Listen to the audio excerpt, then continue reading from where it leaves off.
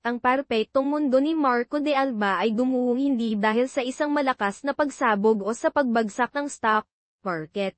Gumuho ito sa halos hindi marinig na kalansing ng isang baso ng champagne na muntik nang manghulog mula sa tray ng isang waitress. Kaisang iglap na tila tumagal ng habang buhay, ang lahat ng ingay sa Grand Ballroom ng Illustrious Grand Hotel ay naglaho. Nang marahang tunog ng violin, ang halakhakan ng mga elitik, ang magagarang bulungan tungkol sa negosyo at politika, lahat ay naging isang binhi na katahimikan. Ang kanyang mga mata ay nakapako sa multo na nagkatawang tao. Isang multo na nakasuot ng simpleng itim na uniforme, isang kasuotang sadyang ginawa para hindi mapansin, ngunit para kay Marco, mas nagniningning pa ito kaysa sa libo-libong kristal ng chandelier sa itaa. Nang pamilyar na kulay, kastanyas na buhok nito ay nakatali lang sa isang magulong puson, na may ilang hiblang tumatakas at dumadampi sa noon nitong bahagyang pinagpapawisan. Ang mga matang dati naglalaman ng buong kalawakan para sa kanya ay malalim na ngayon, may bakas ng kalungkutang kasing lalim ng karagatan. At nang bahagya itong yumuko para iwasan ng isang bisita, tumama ang liwanag sa isang kurba sa ilalim na kanyang uniforme na hindi maipagkakamali. Isang buhay ang tahimik na lumalaki sa loob niya. Si Elara. Ang asawa niya. Hindi. Ang dati niyang asawa. Muntis. Ilang segundo lang ang nakalipas, siya ang hari ng unibersong ito. Si Marco de Alba, ang CEO ng De Alma Conglomerate, ang lalaking nasa kanya na ang lahat, kapangyarihan, kayamanan, at ang perpektong fiance, si Isabel Montero, na nakakapit na yun sa kanyang braso. Hawak pa niya ang isang baso ng champagne. Ang lasa ng tagumpay ay nasa kanyang labi pa matapos isara ang kasunduan para sa Kanitingal Initiative, isang proyektong maglalagay sa kanilang imperyo at sa mga Montero sa tuktok na hindi matitinad. Nasa ituktok siya ng mundo, sa pinakamaluwalhating gabi ng kanyang buhay. Ngunit ang multo ng nakaraang ay nagbalik, hindi para maningil ng utang, kundi para maglain ng isang tahimik na hatol. Isang hatol na nakapaloob sa pagod niyang paglakan, sa kalungkutan ng kanyang mga mata, at sa sinapupunang lumalaki, ang buma ng babaeng minsan niyang tinawag na may maliit na pangarap. Ang paunang pagkabigla ay mabilis na napalitan ng isang ipo ng magkahalong emosyon, pagsisisi, galit, pagkalito, at isang hindi maipaliwanag na sakit. Ang kamay niyang nakahawak kay Isabel ay konting lumuwag. Naramdaman ito ni Isabel. Arto. Tarin, are you okay? Ang malambing na boses nito ang umila sa kanya pabalik sa realidad. Ngunit hindi niya maialis ang kanyang tingin sa direksyon kung saan nawala si Elana. Naglaho ito sa gitna ng dagat ng mga tao. Kasing bilis ng paglaho nito sa buhay niya 2 taon na ang nakalipas. Wala. In fine, sagot niya, daraldal ang boses. Pilit na kinokontrol ang kanyang paghina. Pero kasinungalingan iyon. Lahat ay nagbago. Ang perpektong pader na itinayo niya sa paligid ng kanyang sarili ay nagkaroon ng lamat, at mula sa lamat na iyon, ang nakaraan ay bumubuhos na parang baha. Ang gabi ay dapat sa nagabi ng pag-asa, isang pagpapatibay sa kanyang maningning na hinaharap. Ngunit na yun, ito'y naging gabi ng mga multo. Nang hangin sa loob ng ballroom ay biglang naging mabigat at nakakasakal. Ang mga chandelier na dati simbolo ng karangyaan ay tila mga nagbabagang mata na nakatitig sa kanya. Ang mga halakhakan sa paligid ay parang mga mapanuyang insulto. Pakiramdam ni Marco ay nalulunod siya sa gitna ng karagatan ng karangyaan. Sa tabi niya, si Isabel ay patuloy na nakangiti, isang perpektong ngiti. Habang tinatalakay ang mga quarterly reports at ang plano nila para sa kanilang honeymoon sa Santorini. Siyang perpektong kapareha, isang babaeng hindi lang maganda kundi matalino at bihasa sa negosyo. Siya ang kanyang kinabukasan. Ngunit ang imahe ni Elara, pagod, nag-iisa, at nagdadalang tao, ay isang malupit na paalala ng nakaraang pilit niyang iwinaksi. Pinili niya ang imperyong ito, ang kislap na ito. At para magawa iyon, kinailangan niyang talikuran ng isang ibang mundo, isang mundong mas maliit, mas simple, kung saan naroon ang tawa ni Elara at ang amoy ng kapinbagong timpla tuwing umaga. Na yun, napagtanto niya, hindi pala talaga naglaho ang mundong iyon. Tahimik lang itong nabuhay sa isang parallel universe, at ngayong gabi, ang dalawang mundong iyon ay nagbangga ng may puwersang hindi mapipigilan, nagbabantang wasakin ang lahat. Naramdaman ni Marco ang paghirigpit na kanyang dibdib. Pilit niyang ibinalik ang kanyang atensyon sa mga taong bumabati sa kanya. Mga senador, mga kapwa CEO, mga sosyalenya na may mga ngiting kasin, peki ng kanilang mga alahat. Nginika niya sila pabalik, isang automatikong dalaw na sanay na ang kanyang mga kalannan. Congratulations on your engagement, Marco. Sabi ng isang matandang negosyante, tinatapik ang kanyang likod. Joan Isabel Era Power Couture. Nati, iyon ang musika sa kanyang pandinig. Na yun, parang lason. Dahil naaalala niya ang isang panahong ang kapangyarihan para sa kanya ay hindi nangangahulugan ng mga gusali at kontrata. Ang kapangyarihan ay ang pakiramdam ng kamay ni Elara sa kamay niya, habang naglalakad sila sa dalampasigan ng San Rafael, pinaplano ang ikang buhay na simple pero puno. Ang yaman para sa kanya ay hindi ang numero sa kanyang bank account, kundi ang ningning sa mga mata ni Elara kapag nagkukuwento ito tungkol sa kanyang pangarap na magtayo ng isang maliit na kainan na maghahain ng mga organikong pagkain. Maliit na pangarap.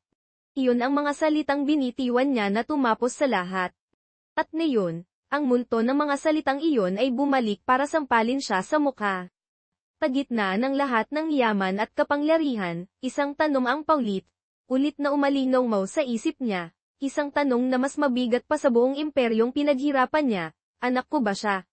Ang pagkindat ng mga ilaw krapiko sa kahabaan ng Ayala Arelo ay parang mga bituing bumagsak sa lupa, ngunit para kay Marco, ang mga ito ay mga piraso ng basag na salamin na tumutusok sa kanyang mga mata. Nakaupo siya sa likod ng kanyang chauffeured na Bentley, ang katahimikan sa loob ng sasakyan ay mas mailay pa kaysa sa ugong ng syudad sa labas. Iniwan niya si Isabel sa gala na may palusot na masakit ang ulo, isang kasinungalingan na kasing, halata ng pagyanig ng kanyang mga kamay. Ngayon, habang binabagtas nila ang daan patungo sa kanyang pentas sa ituktok ng isa sa mga toring salamin na sumisimbolo sa kanyang kapangyarihan, hindi ang hinaharap ang kanyang nakikita, kundi ang nakaraang pilit niyang tinatakasan. Ang imahe ni Ella, ang pagod sa kanyang mukha, ang kalungkutan sa kanyang mga mata, at ang buhay sa loob ng kanyang sinapupunan, ay paulit-ulit na naglalaro sa kanyang isipan, parang isang sirang pelikula na hindi niya mapatay. Maut kisap ng ilaw sa labas ay nagiging flash ng isang alaala, isang masakit na paalala ng mundong minsan niyang pag-aari at sinadang iwanan. Bigla, hindi na siya nasa loob ng maralyang sasakyan. Nasa isang maliit na apartment na naman siya sa Quezon City, 2 taon na ang nakalipas. Ang hangin ay puno na amoy ng bagong lutong sinangag at ng mukhang pabango ni Elara na amoy sampagita.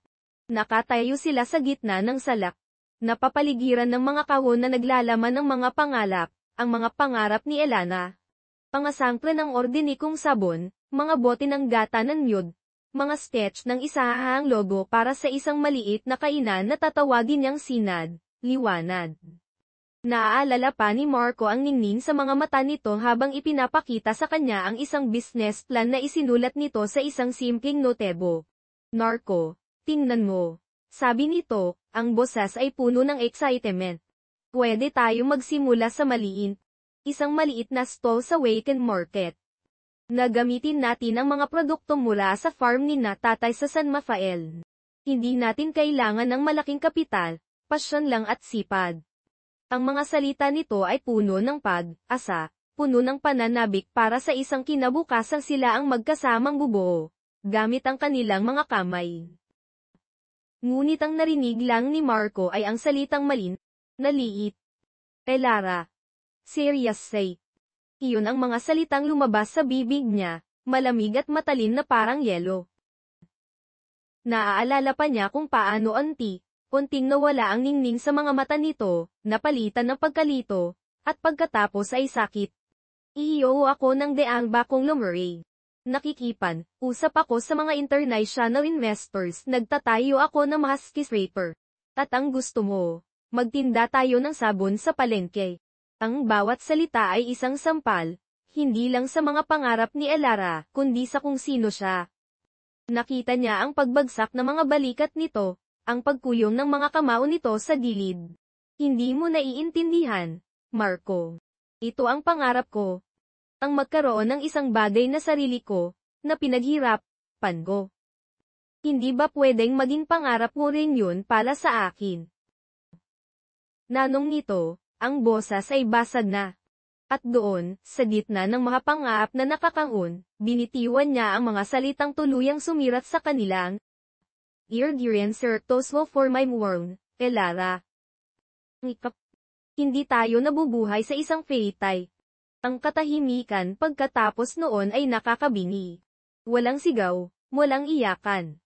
Tinalikuan lang siya nito, pumasok sa kanilang kwarto, at kinabukasan, pagising niya, wala na ito. Ang tanging naiwan ay ang singsing nila sa ibabaw ng unan at isang maikling sulat. Sana mahanap mo ang kaligayahan sa malaki mong mundo. Sir, andito na po tayo. Nang boses ng kanyang driver ang umila kay Marco pabalik sa kasalukuyan. Napagtanto niyang nakatitig siya sa kawalan. Ang kanyang puso ay kumikirot sa sakit ng isang sariwang sugat. Bumaba siya ng sasakyan at pumasok sa pribadong elevator na diretso sa kanyang penthouse. Ang apartment, na may mga bintanang mula sahig hanggang kisang na nagpapakita ng buong kalangitan ng Makati, ay dati nagbibigay sa kanya ng pakiramdam ng kapangyarihan. Ngayong gabi, para itong isang dinintuang hawla. Inihadis niya ang kanyang coat sa isang mamahaling heater na sofa at dumiretso sa bar. Nagsalin siya ng isang baso ng whiskey. Ininom ito ng isang lagukan, at nagsalin ulit. Ang apoy ng alak ay dumaloy sa kanyang lalamunan, ngunit hindi nito kayang pawiin ang lamig ng pagsisihi na bumabalot sa kanyang puso. Lumapit siya sa bintana, tinitingnan ang milyong ilaw sa ibaba. Ang bawat ilaw ay isang buhay, isang pangarap.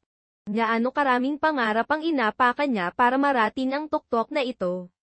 Ngayon, ang imahe ng tiya ni Elara ang nagbibigay, liwanag sa isang katotohanang nakakabulag, ang buma ng kanilang nakaraan, ang buma ng pag-ibig na minsan niyang itinuring na maliit, ay maaaring lumalaki na yon sa sinapupunan nito. Ang tanong na bumabagabag sa kanyang kaluluwa, ang tanong na uugat sa pinakamalalim na takot at pagsisisi niya, ay mas malakas pa kaysa sa ubong ng syudad, anak ko ba ito? Ang whiskey ay naging abo sa lalamunan ni Marco. Apat na baso na niya iyon, ngunit sa halip na magdulot ng pamamanhid, tila mas pinataras pa rito ang bawat alaala, bawat pagsisisi. Ang penthouse, na dati kanyang santuaryo at simbolo ng kanyang tagumpay, ay naging isang silid ng pagpapahirap. Ang bawat sulok ay may anino ni Elara, sa kusina kung saan dati itong nagluluto ng adobo habang kumakanta ng wala sa tono. Sa sofa kung saan sila magkayakap na nanonood ng mga lumang pelikula, sa balkonahe kung saan nila pinangarap ang isang hardin na puno ng sunflower. Bawat sulok ay sumisigaw ng pangalan nito, isang pangalang hindi niya binigkas sa loob ng 2 taon ngunit hindi kailanman nawala sa tibok ng kanyang puso. Hindi na niya kaya. Ang pagdududa at pagsisisi ay parang lason na kumakalat sa kanyang sistema, at may isang paraan lang para malunasan ito. Kinuha niya ang kanyang cellphone, nanginginig ang mga daliring hinahanap ang isang numerong matagal nang nakabaon sa kanyang contacts, isang numerong hindi niya naisip na tatawagan niya ulit. Elara. Pinindot niya ang call button, bago pa man niyang mapigilan ang sarili. Sa isang maliit at masikip na apartment sa dulo ng San Juan, ang tunog ng nagri-ring na cellphone ay parang isang alarma ng sunog sa gitna ng katahimikan. Si Elara ay nakaupo sa gilid ng kanyang kama, marahang hinahaplos ang kanyang umbok na tiyan. Tatatanggal lang niya ng kanyang uniforme. Ang sakit sa kanyang likod at paa ay isang paalala sa 12 oras na pagtayo at paglalakad. Nang makita niya ang pangalan sa screen, isang pangalang pamilyar ngunit ngayon ay Banyaga, ang puso niya ay tumigil sa pagtibok. Marco de Alpa. Isang malamig na kuryente ang gumapang sa kanyang buong katawan. Anong karapatan niyang tumaon? Pagkatapos na 2 taon ng katahimikan, ngayong gabi pa talaga, Pagkatapos ng kahihiyang dinanas niya sa hotel na iyon, ang makita siya sa entablado, perpekto sa kanyang tuxedo, katabi ang perpektong si Isabel Montero, at parang isang kutsilyong muling umiwa sa mga petla at napilit niyang pinaghihilon. Sinaga niyang huwag pansinin ang tawag, hinayaang mamatay ang ring. Ngunit pagkatapos ng ilang segundo, tumawag ulit ito. Paatulik. Patwit. Ang pagpupumilit nito ay parang martilyong pumupukpok sa pader na itinayo niya sa paligid ng kanyang puso. Sa ika-5 tawag, sumagot siya. Hindi dahil gusto niya, kundi dahil kailangan niyang patigilin ang inay na gumugulo sa tahimik na mundong binuo niya para sa kanyang anak. Temo. Sabi niya, ang boses ay kaking lamig ng hangin sa hating gabi. Narinig niya ang isang matalim na paghina sa kabilang linya, na silonda ng isang boses nagdati musika sa kanyang pandinig ngunit nayo'y puno ng lason ng nakaraan. Lara, it's me. Parang gusto niyang matawa. Ino pa ba? Anong kailangan mo, Marco?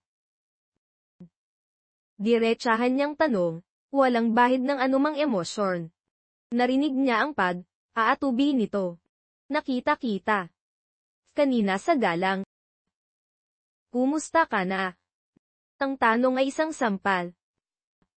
Kumusta ako? Gusto niyang isigaw ang lahat ng hirap na dinanas niya, ang mga gabing umiiyak siya hanggang makatulog, ang mga araw na nagtabaho siya ng doble para lang may makain, ang takot na naramdaman niya nang malaman niyang buntis siya at mag-sa. Ngunit nilunok niya ang lahat ng iyon. Hindi niya ito bibigyan ng kahit anong kasiyahan. Buhay. Simpleng sagot niya.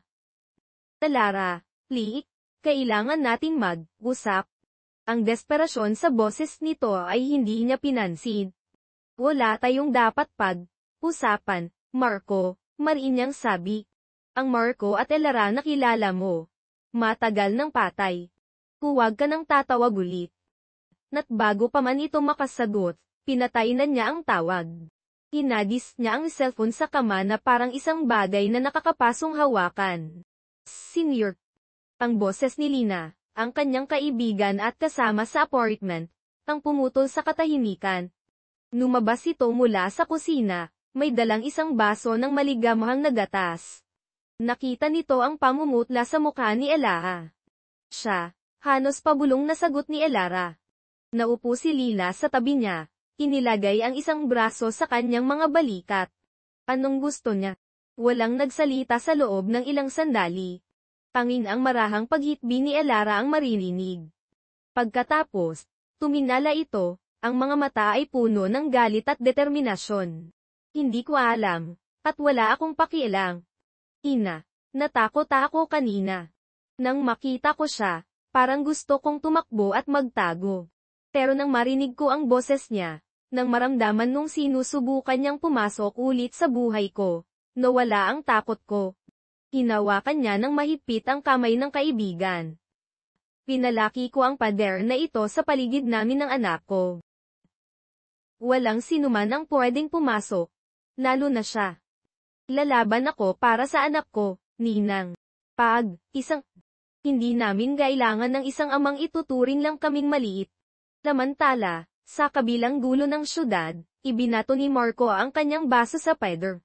Ang tulog ng nabasag na kristal ay umalinomaw sa kanyang penthouse. Ngunit hindi nito kayang tabunan ang nakabibinging katahimikan ng isang tawag na hindi na muling sasagutin. Mang gabi ay mahaba, at para sa kanya, puno ito ng mga multo na siya mismo ang lumikha. Hindi natulog si Marco ng gabing iyon. Ang bawat sulok ng kanyang penthouse ay naging isang testamento sa kanyang kabiguan. Ang mga mamahaling painting sa pader ay tila nangunguta.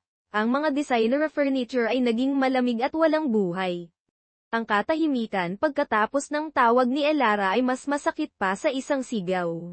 Ang mga salita nito, wala tayong dapat pag-usapan, ay paulit-ulit na tumatatak sa kanyang isipan, isang hatol na pinal.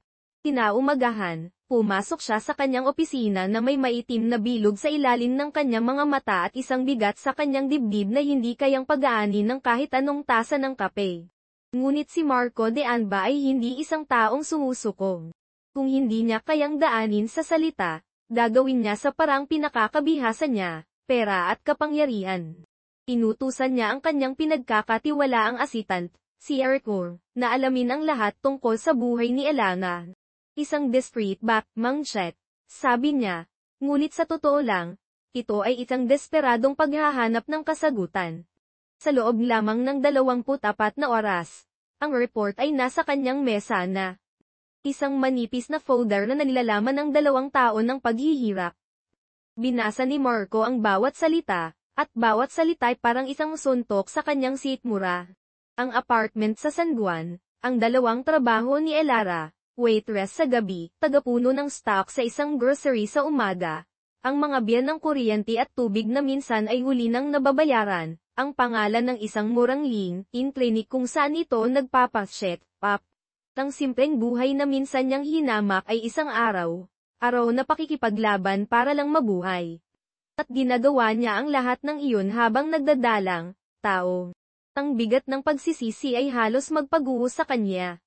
Ito ba ang naging kapalit ng malaki niyang mundo? Ang babaeng minahal niya ay nagkukumahog para sa bawat sentimo habang siya ay natutulog sa mga sapin na gawa sa Egyptian cotton. Ang galit sa sarili ay kumukulo sa loob niya. Kailangan niyang gumawa ng paraan. Kailangan niyang tumulong. Ngunit ang utak niya, nasanay sa mga corporate takeovers at multi-million-dollar deals, ay hindi alam kung paano humingi ng tawad. Ang alam lang nito ay kung paano magbayad. Pinagabihan, isang delivery rider ang kumatok sa pinto ng apartment ni Elara at Tina. Iniabot nito ang isang simpleng puting sobre na walang pangalan ng nagpadala. Nagtataka, binuksan ito ni Elara. Sa loob, wala ni isang sulat. Tanging ang laman nito ay isang makapal na bungkos ng tig, 1,000 pisong papel. Nagbilang siya. 100. 100,000 piso. Sapat na para bayaran ang upa nila sa loob ng ilang buwan, pambili ng mga gamit ng sanggol, at pambayad sa panganganak niya sa klinik. Ito sana ang sagot sa lahat ng kanyang panalangin. Ngunit habang tinititigan niya ang mga perang papel, isang malamig na pakiramdam ang gumapang sa kanya. Alam niya kung kanino galing ito. Walang iba. Ito ang paraan ni Marco. Hindi isang tawag, hindi isang sulat ng paghingi ng tawad, kundi pera. Isang transaksyon. Isang bayad. Pinsala. Ang pera ay hindi tulong. Ito ay isang sampa sa mukha. Isang insulto na nagsasabing, Kieto, kunin mo ito manahimik ka na. Bayad na ako sa konsensya ko. Nang iluhang kanina pa niya pinipigilan ay bigyang bumuhos, ngunit hindi ito luhan ng pasasalamat. Ito ay luha ng galit. Anong problema? Tanong ni Lina, na nakita ang nanginginig na mga kamay ni Elala. Ipinakita ni Elara ang pera. Galing sa kanya, sabi niya, naminginig ang boses sa galit. Akala niya na nito kadali. Akala niya mabibili niya ang kapatawaran. Nakala niya mabibili niya ang dignidad ko, ang pagkatao ng anak ko. Hinawakan niya ang isang piraso ng pera. Ang mukha ni Jose Abad Santos ay tila nangungutya sa kanya. Sa ikang iglap ng purong galit, pinunit niya ito sa gitna. At isa pa. At isa pa. Hanggang ang lahat ng 100,000 piso ay maging isang tumpok ng mga pinirasong papel sa salig. Ang bawat pagpunit ay isang pagpapalaya, isang paggigiit ng kanyang sarili. Umiiyak siya habang ginagawa iyon, isinisigaw ang lahat ng sakit at sama ng loob na kininkim niya. Nang maubos na ang pera, napalungod siya sa kalig, sa gitna ng mga piraso ng kanyang kaligtasan. Niyakap siya ni Lina, hinahayaang ibuhos ang lahat ng sakit. Nang tumaha si Elara, hinawakan niya ang kanyang tiyan, ang kanyang bosel ay ikang determinadong bulong na para lang sa kanyang anak. Anak, makinig ka. Sabi niya, ang mga luha ay dumadaloy pa rin. Hindi tayo nagugumo. Hindi tayo pulubing. At hindi mo ibebenta ang dignidad natin para sa pera niya. Kakayanin natin ito. Tayong dalawa lang. Sa gabing iyon, sa isang maliit na apartment na puno ng mga pilirasong papel, isang pangako ang binitiwan, isang pangakong mas matibay pa sa kahit anong halaga ng pera. Nakarating kay Marco ang balita tungkol sa pinirasong pera sa pamamagitan ni Arthur, na nakatanggap ng ulat mula sa delivery company. Ang reader, na inutusang maghintay pa sa kumpirmasyon, ay ulat na narinig niya ang malakas na iyak at tunog ng pinupulit na papel mula sa loob ng apartment. Ang balitang iyon ay mas masakit pa kaysa sa tahasang pagtanggi. Iyon ay isang deklarasyon. Isang deklarasyon na ang sugat na nilikha niya ay hindi sayang paghilumi ng pera. Sa unang pagkakataon sa loob ng maraming taon, naramdaman ni Marco de Arma na wala siyang kapangyarihan. Ang kanyang yaman, ang kanyang impluwensya, kahat ay walang silbi sa harap ng dignidad ni Elara. Napagtanto niya na ang diskarte niya ay mali mula sa simula. Hindi niya kinusubukang tuluman si Elara, sinusubukan niyang patahimikin ang sarili niyang konsensya. At ngayon, kailangan niyang haapin ang katotohanan, kung gusto lang maging bahagi lang buhay ng ina niya, kailangan niyang gawin iyon sa paraan ni Elara, hindi sa paraan niya. Kailangan niyang pasukin ang maliit na mundo nito, hindi para baguhin ito, kundi para maintindihan. Pagkalipas ng ilang araw, nagulat si Elara nang makita si Marco de Alma na nakatayo sa labas na grocery store kung saan siya nagtatrabaho. Wala na ang mamahaling tuxedo, napalitan ito ng isang simpleng itim na polo shirt at maong. Wala ang aroganteng ngiti, napalitan ito ng isang ekspresyong pagod at puno ng alinlangan.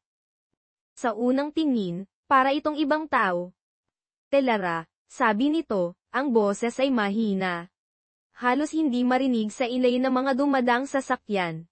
Agad na nagtayo ng pader si Elara sa kanyang puso. Nanong ginagawa mo dito, Marco? Ninabi ko na sa iyo, pinutol siya nito. Alam ko. At hindi ako nandito para alok ulit ng pera. Kumina ito ng malalim, tila iipon ng lakas ng loob. Nandito ako para alok ng turong. Hindi bilang limos, kundi bilang isang business consultant. Nagtaas ng kilay si Elara, hindi makapaniwala. Business consultant. Para saan? Tumingin ito ng diretso sa kanyang mga mata. Para sa sinan. Sa pangarap mo. Ang mga salitang iyon ay tumama sa kanya nang hindi inaasahan. Ang pangaap na minsan nitong tinawag na maliit ay binibigkas nito ngayon na may bahid ng respetong alinlangan si Elara. Ang isang bahagi niya ay gustong isigaw na umalis ito, na hindi niya kailangan ng tulong nito.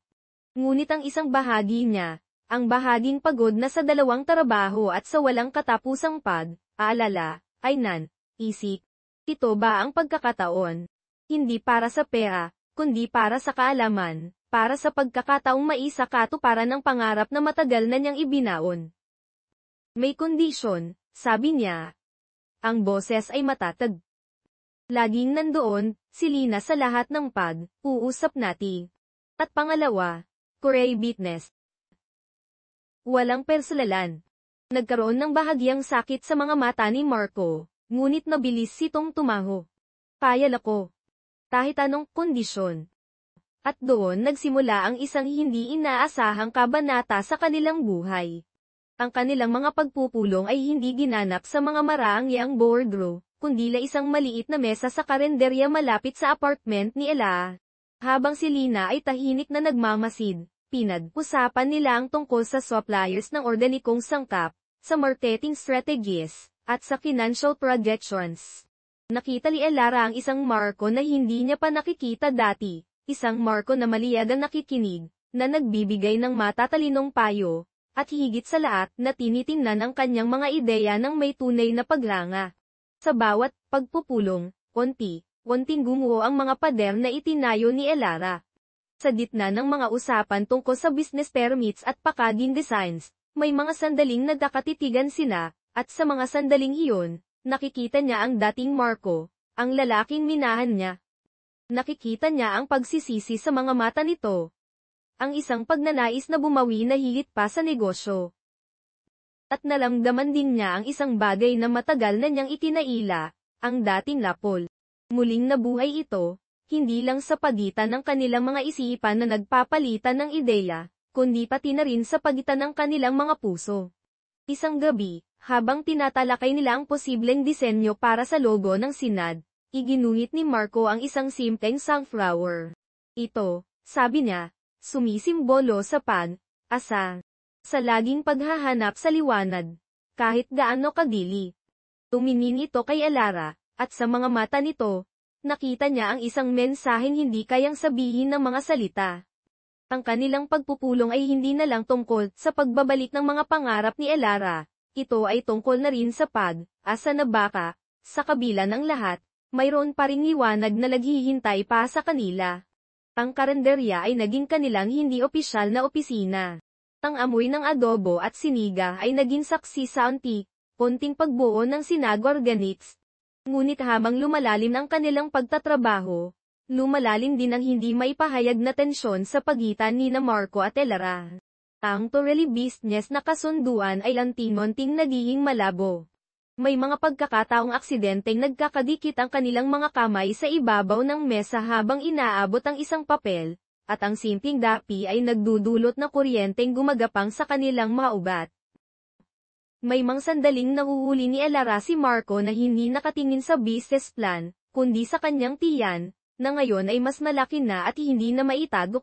Sa mga sandaling iyon, ang kanyang mga mata ay puno ng isang halo ng pagnanais, takot, at isang malalim na kalungkutan.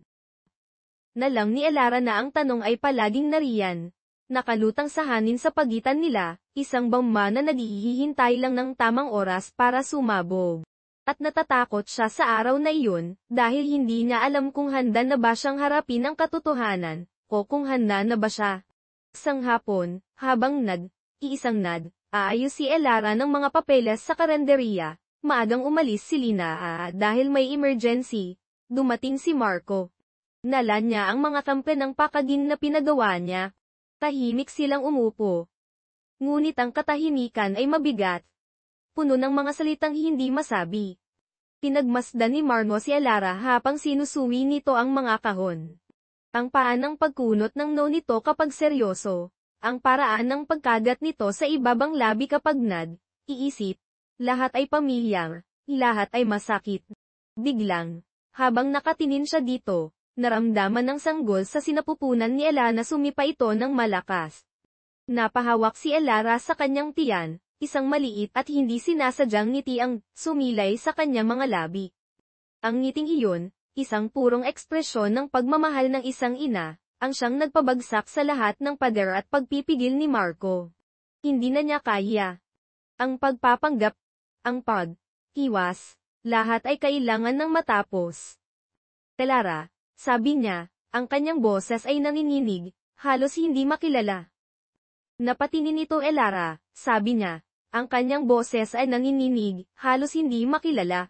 Napatingin ito sa kanya, ang ngiti ay dahang nawala sa kanyang mga labi nang makita ang matinding emosyon sa mukha ni Marco. Ibinaba niya ang hawak na pakaging sample at inilagay ang kanyang mga kamay sa ibabaw ng mesa. Ang mga ugat sa kanyang braso ay litaw, isang tanda ng tensyong hindi na niya kayang itago. Ang buong mundo sa paligid nila, ang ingay ng mga uusap na customer, ang kalansing ng mga kubertos, ang amoy ng nilulutong pagkain, lahat ay naglaho. Tanging silang dalawa na lang ang natima, nakakulong sa isang bula ng katotohanang matagal nang iniiwasan. Huminga siya ng malalim, ang kanyang mga mata ay hindi bumibitaw sa mga mata ni Elara, napaabang sa mga mata nito mahahanap niya ang kaligtasan o ang habang buhay na kaparusahan. At sa wakas, binitiwan niya ang tanong na umabagabag sa kanyang kaluluwa sa loob ng maraming linggo. Anak ko ba siya? Ang tanong ay binitawan ng may kahinaan, hindi may awtoridad. Hindi ito isang akusasyon, kundi isang pagsusumamo. Isang pagsusumamo para sa katotohanan, gaano man ito kasakit. Nanigas si Elara sa kanyang kinauupuan. Ito na iyon. Ang sandaling kinatatakutan niya. Ang sandaling alam niyang darating pero hindi niya pinaghandaan. Tumingin siya sa labas ng bintana ng karenderya, sa mga taong naglalakad na tila walang problema sa mundo, na para bang doon makakahanap ng sagot. Gusto niyang magsinungaling. Gusto niyang sabihin hindi, para protetahan ang kanyang sarili at ang kanyang anak mula sa komplikadong mundo ni Marco, mula sa posibleng sakit. Ngunit nang tumingin siya pabalik kay Marco, hindi niya nakita ang aroganteng CEO na umapi sa kanyang mga pangarap. Ang nakita niya ay isang lalaking basad, isang lalaking naghahanap ng kapatawaran, isang lalaking nangungulila sa isang bagay na hindi niya alam na nawawala pala sa kanya. At sa mga matang iyon, nakita niya ang karapatan nitong malaman. Dahan, inilipat ni Elara ang kanyang mga kamay mula sa mesa patungo sa kanyang sinapupunan, isang pronektibong yakap sa buhay na nasa loob niya. Ito, ang kanyang laka. Ito ang kanyang katotohanan. Tumingin siya ng diretso sa mga mata ni Marco, ang kanyang sariling mga mata ay nagsimulang mamasa. Walang aalinlangan, walang galit, tanging ang bigat ng isang matagal nang itinatagong katotohanan. At sa isang boses na malinaw at matatag sa kabila ng nanginginig na puso, sumagot siya. Isang salita lang, ngunit ito'y may bigat ng 2 taong sakit, ng mga gabing walang tulog, at ng isang ibig na hindi kailanman namatay. Oo, Marco. Anak mo siya. Ang salitang oo ay tumama kay Marco na parang kidlat. Ang lahat ng depensang itinayo niya, ang lahat ng pagpipigil, lahat ay bumagsak. Napasandal siya sa kanyang upuan, ang hangin ay tila ninakaw mula sa kanyang mga baga. Inangat niya ang isang nanginginig na kamay at itinukod sa mesa para suportahan ang sarili. Ang kanyang mga mata ay hindi bumibitaw sa tiyan ni Elara, ngunit ngayon, hindi na ito isang simbolo na kanyang pagkakamali, kundi isang milagro na hindi niya inaasahan. Isang anak. Ang kanyang anak. Nang mga luhang kanina pa niya pinipigilan ay tuluyan ng bumagsak. Hindi luha ng kalungkutan, kundi luha ng isang napakabigat na emosyong hindi niya mapangalanan, isang halo ng pagsisisi, saya, at isang napakalaking pag-asa. Sa wakas, alam na niya. At sa alam ng katotohanan, alam din niyang ang buhay niya ay hindi na kailanman magiging pareho. Habang ang mundo ni na Marco at Elara ay binabago ng isang salitang oo, sa kabilang dulo ng Makati, sa loob ng isang opisina na gawa sa salamin at bakal, isa pang katotohanan ang nabubunyad. Si Isabel Montero ay hindi isang babaeng naghihintay lang. Mula pa noong gabi ng gala, naramdaman na niya ang pagbabago kay Marco.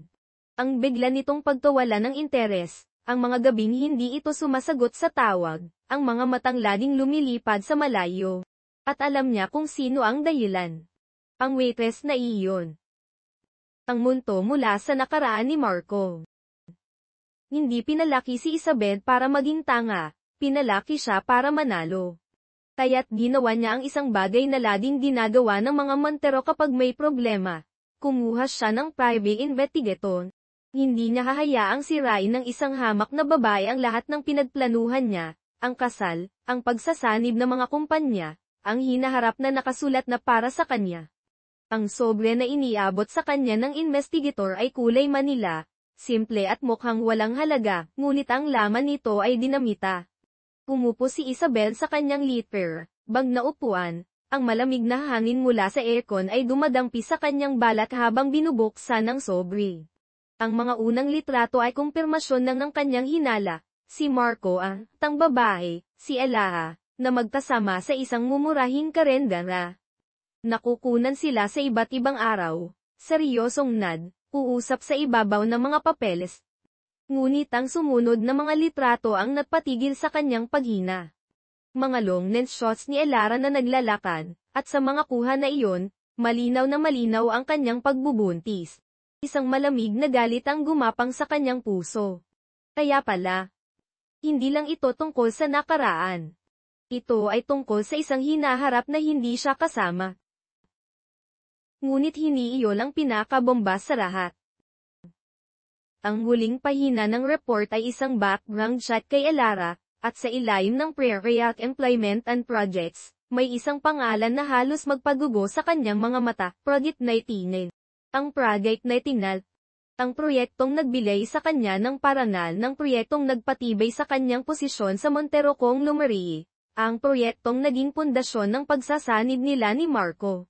Ayon sa report, Ang orihinal na konsepto, isang sustainable, community-based organic produce supply chain, ay unang ipinisinta ni Elara sa De Alma Conglomerate 2 taon na ang nakalipas. Isang maliit na proyekto na ibinasura noon ni Marco. Ngunit ang mga core idea ay nanatili sa server ng kumpanya. Pangaideyang pinulot ni Isabel, pinakintab, pinalitan ng pangalan, at hinangkin bilang sarili niya. Biglang, ang lahat ay nagkaroon ng saysay. Ang takot sa mga mata ni Marco, ang desperasyon nitong makipag, ayos kay Elara. Hindi lang ito tungkol sa isang anak. Ito ay tungkol sa isang kasinungaling na kayang magpabagsak sa kanilang pareho. Natanto ni Isabel na ang banta ni Elara ay hindi lang isang simpleng banta sa kanyang relasyon, ito ay isang direktang banta sa pundasyon ng kanyang karera at sa buong imperyong itinatayo nila ni Marco.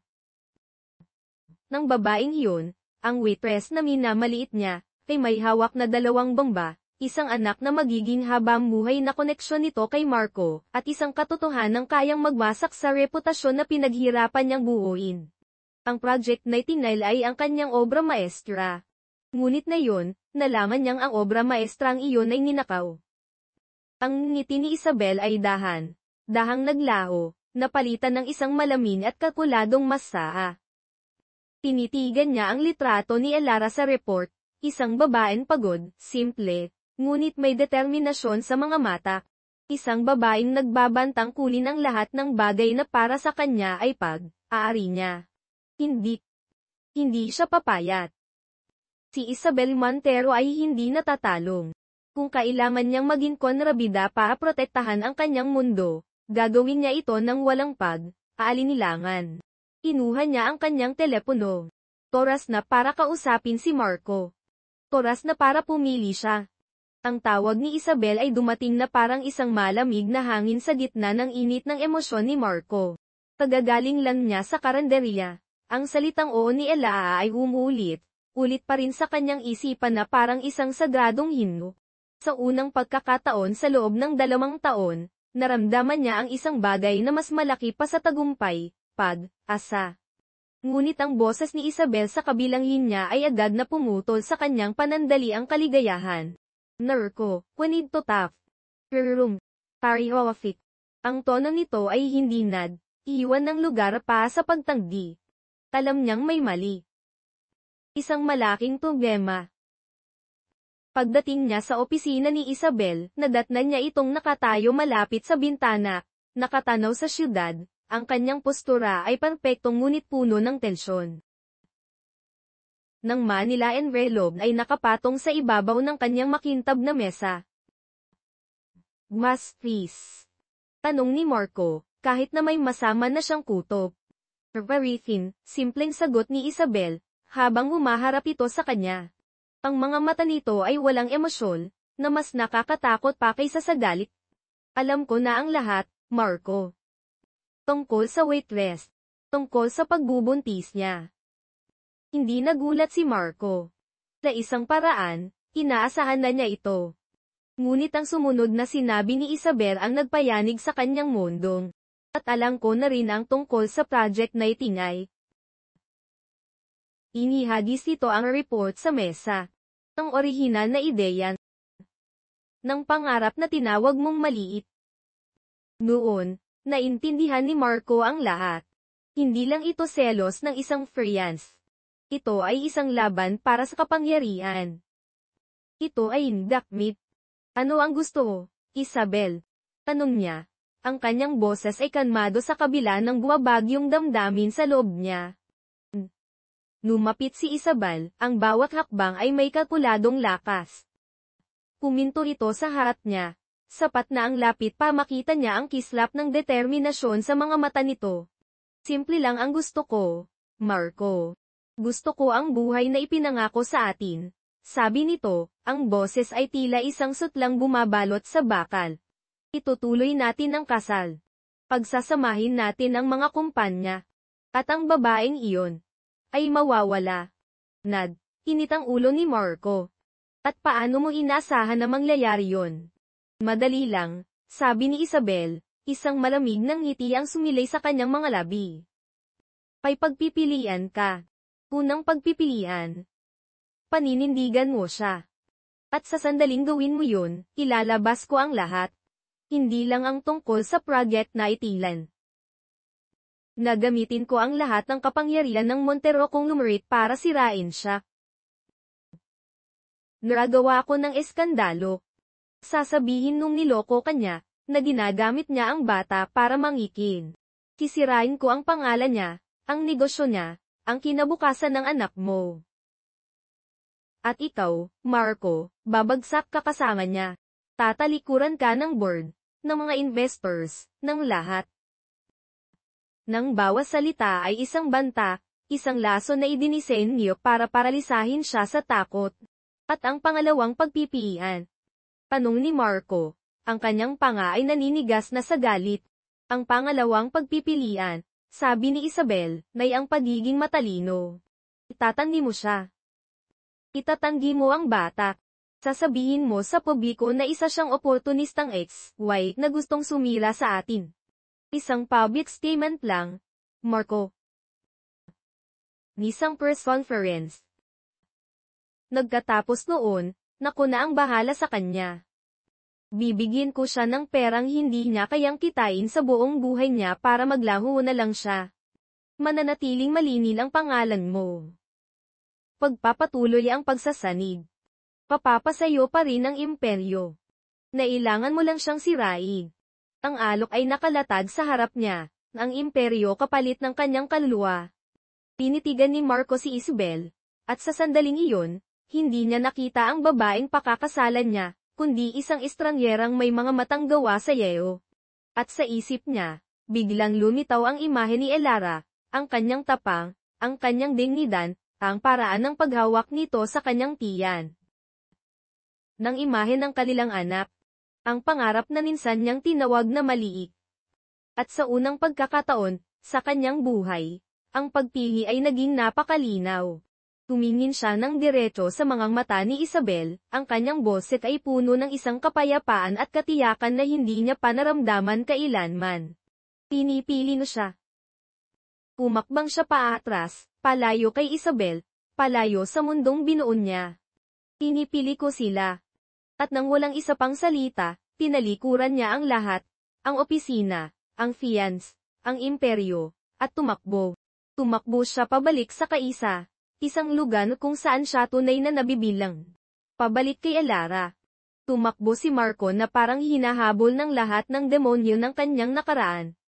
Bawal hakbang niya palayo sa Montero Tower ay isang paglaya.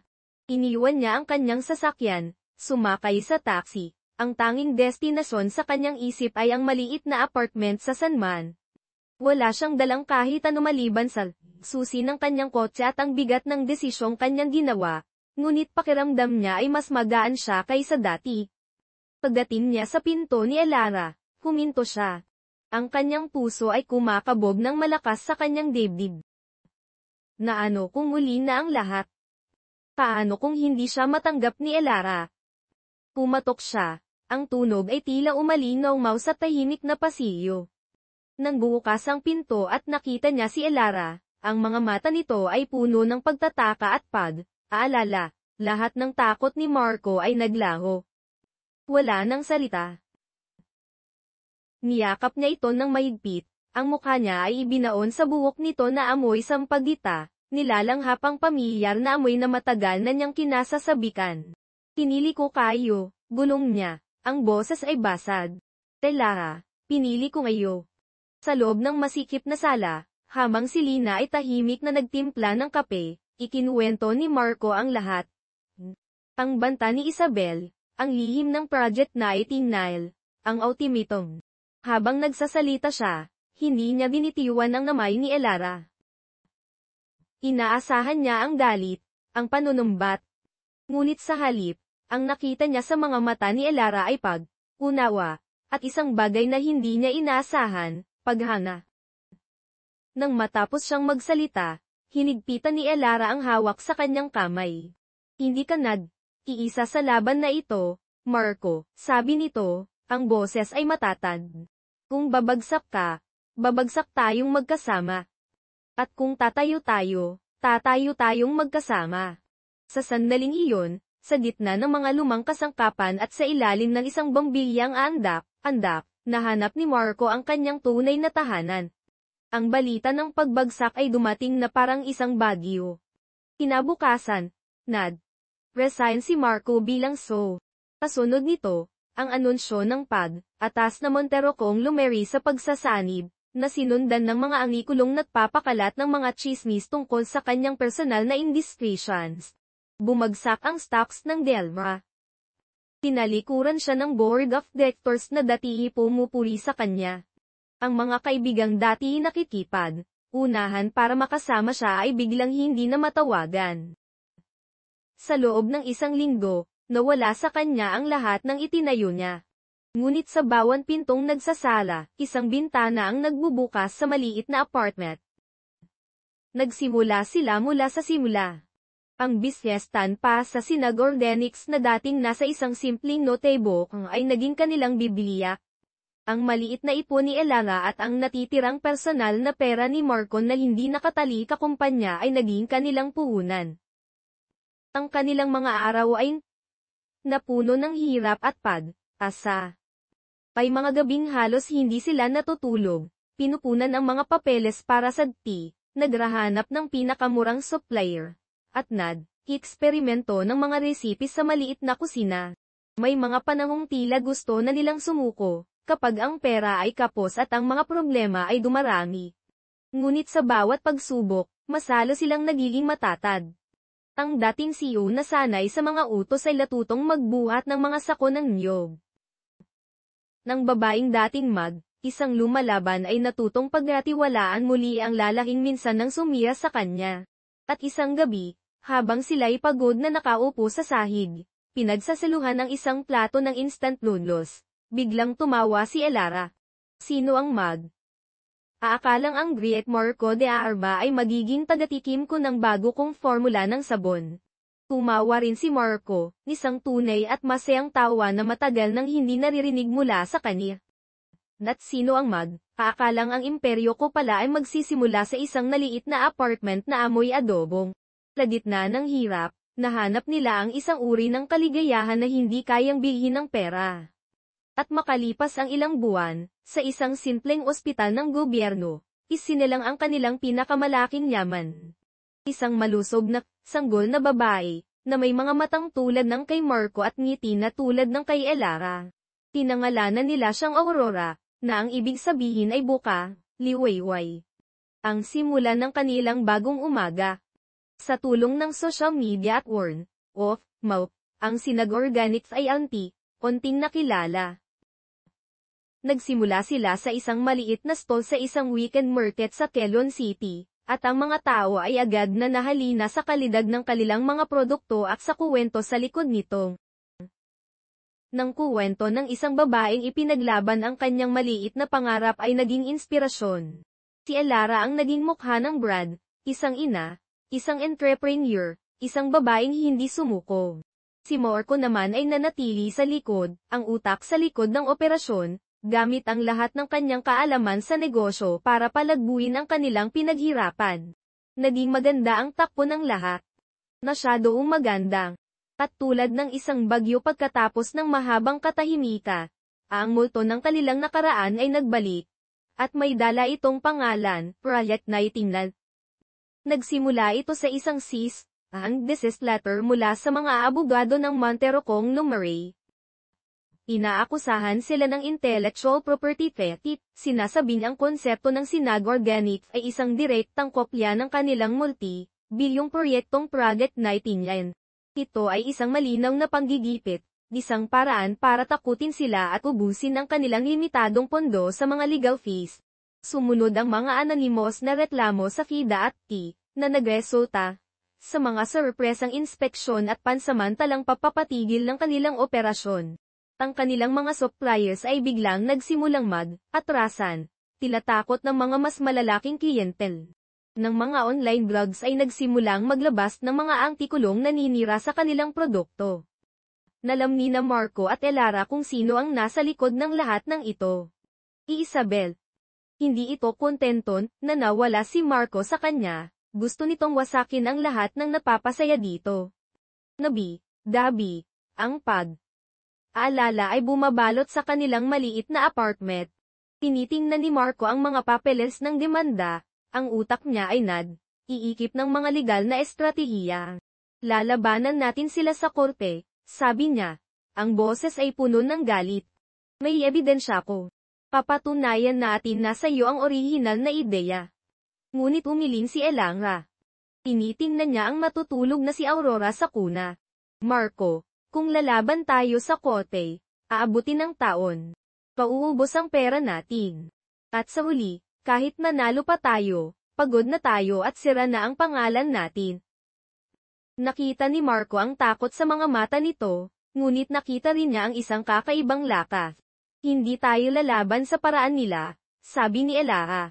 Hindi tayo lalaban gamit ang pera at kapangyarihan. Nalaban tayo gamit ang tanging bagay na wala sila. Tatanurier. Tanong ni Marco. Tumingin si Alala sa kanya, ang mga mata ay nagniningning sa determinasyon. Ang katotohanan. Kinabukasan, sa halip na tumawag sa abogado, umupo si Elara sa harap ng kanilang lumang laptop, at nagsimula siyang magsulat. Isinulat niya ang lahat, ang kanyang maliit na pangarap, ang pag-alis niya, ang pagbubuntis, ang pagbabalik ni Marco, ang pagtatayo nila ng Silag Organics mula sa simula. Sinulat niya ang tungkol sa Project 99, hindi bilang isang akusasyon, kundi bilang isang kuwento ng isang ideyang ipinanganak mula sa ibig sa kalikasan at sa pagnanais na magkaroon ng sariling pagkakakilanlan. Hindi niya siniraan si Isabel. Ikinuwento lang niya ang kanyang katotohanan. Ito ay isang open letter, hindi para sa Montero Conglomerate, kundi para sa bawat Pilipinong may maliit na pangangap. Ipinost niya ito sa Facebook page ng Sinag Organics, na may isang simpleng pamagat, ang ating kuwento. Na at pagkatapos ay naghintay sila. Ang open letter ni Elara ay sumabog sa social media na parang isang webfile. Sa loob ng ilang oras, ito ay mayroon ng libong share. Ang mga tao ay naaantig, hindi dahil sa drama ng isang triangle, kundi dahil sa katotohanan ng kanyang kuwento. Nakita nila ang kanilang mga sarili kay Elara, ang kanilang mga maliit na pangarap na minsan ning hinamak, ang kanilang mga pagpupunyagi na hindi napapansin. Ang hashtag na ang ating kwento ay naging trending sa Twitter, kasama ang Justice for Sinag Organics at Small Dreams Matter. Ang kuwento ay hindi na lang tungkol kina Elana at Marco, ito ay naging kwento ng bawat maliit na negosyante na nakikipaglaban sa mga dambuhalang korporasyon. Ang mga medyang outlets, na dati ibinabayaran ng mga Montero para manira, ay biglang nagdago ng tono. Ang simpatiya ng publiko ay nasa paningin na Elara. Nang simpleng post sa Facebook ay naging isang pambansang kilusan. Ang Montero Conglomerate, na sanay na kontrolin ng naratibo, ay hindi handa para sa ganitong uri ng laban. Sinubukan nilang maglabas ng isang opisyal na pahayag. Tinatawag ang mga aligasyon na baseless and malicious, ngunit huli na ang lahat. Ang bawat comment sa kanilang social media pages ay puno ng galit mula sa mga ordinaryong mamamayan. Ang mga mamamahayag ay nagsimulang maghalongkat sa kasaysayan ng Project 99 at natuklasa ang mga ebidensyang sumusuporta sa kuwento ni Elana.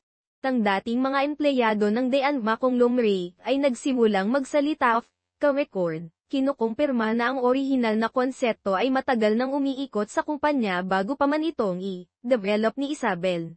Ang pampublikong galit ay naging isang tsunami na hindi kayang pigilan ng pera o impluensya.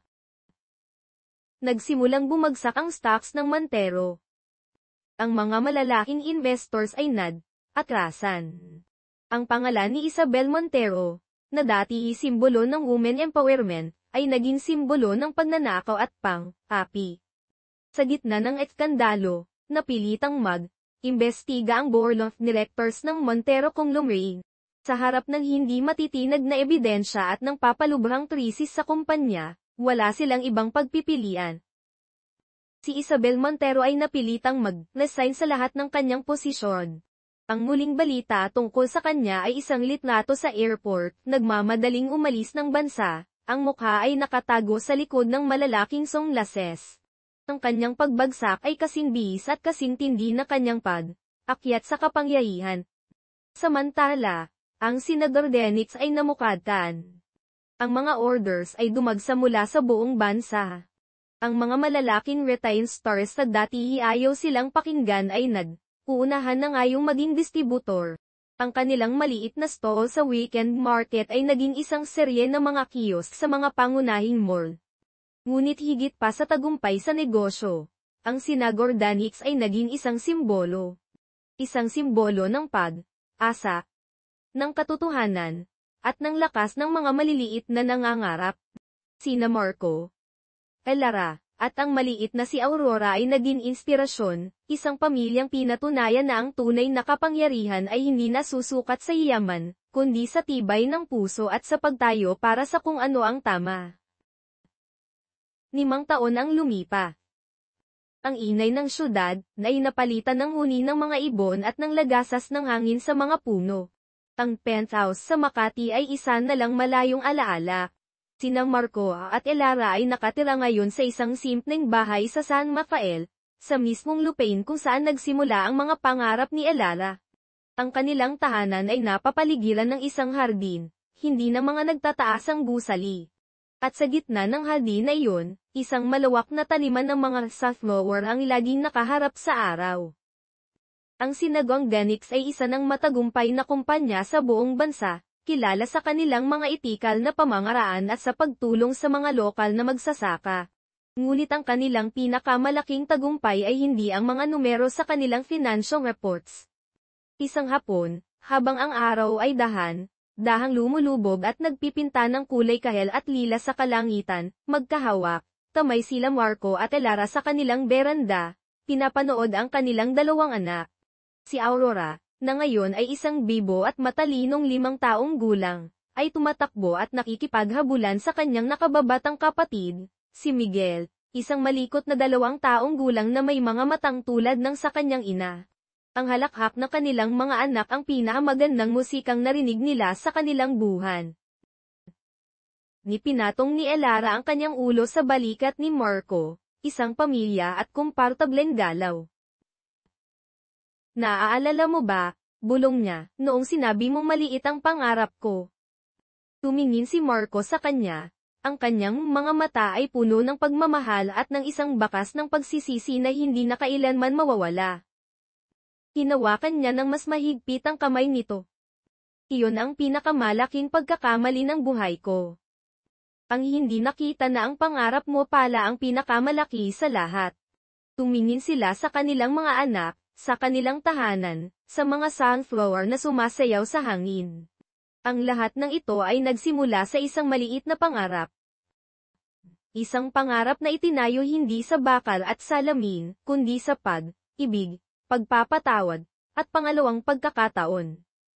Walang mga skyscraper, walang mga charity gala, walang mga headline sa balita.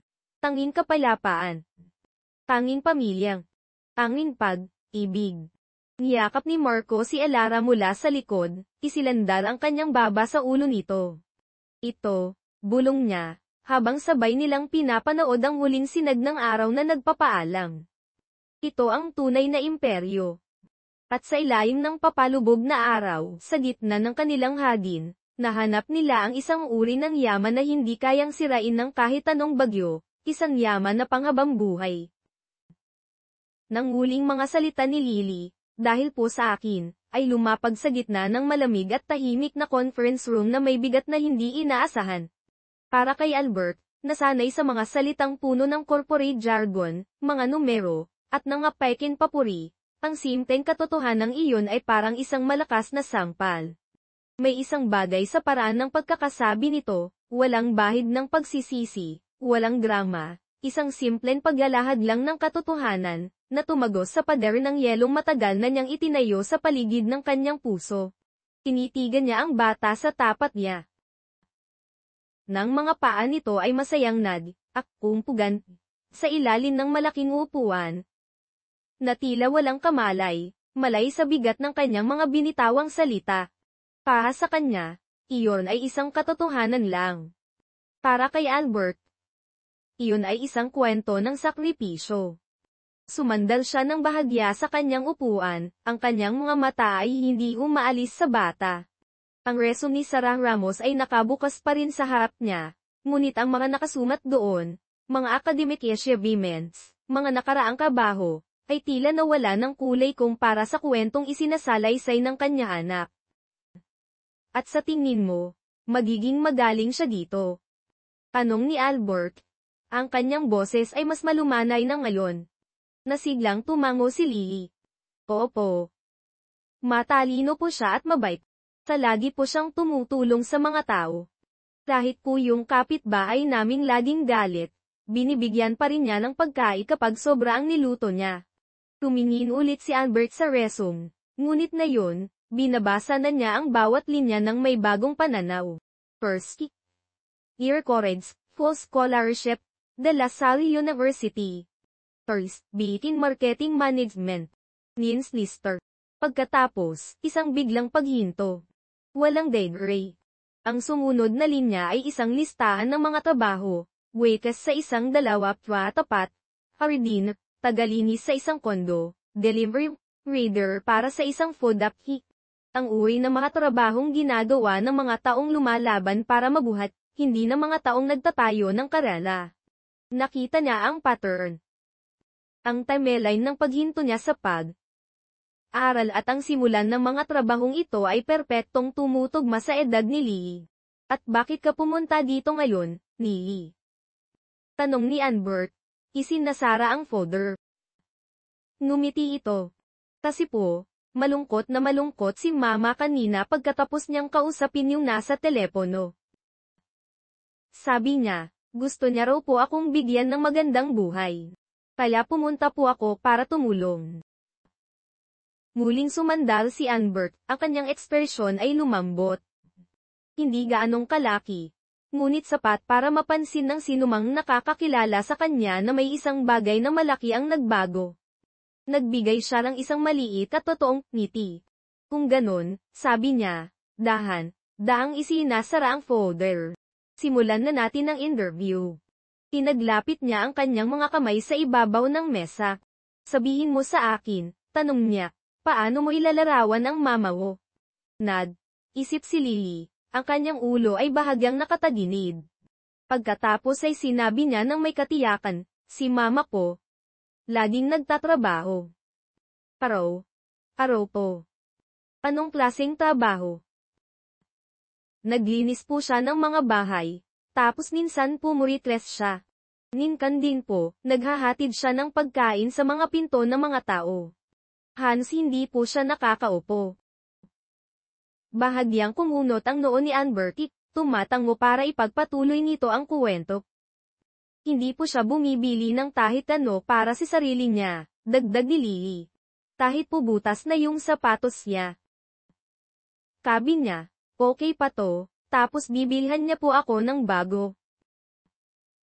Lumingin si Albert sa mga paa ng bata. Mga puting sapatos na may mga kumikinang na bituin sa gilid.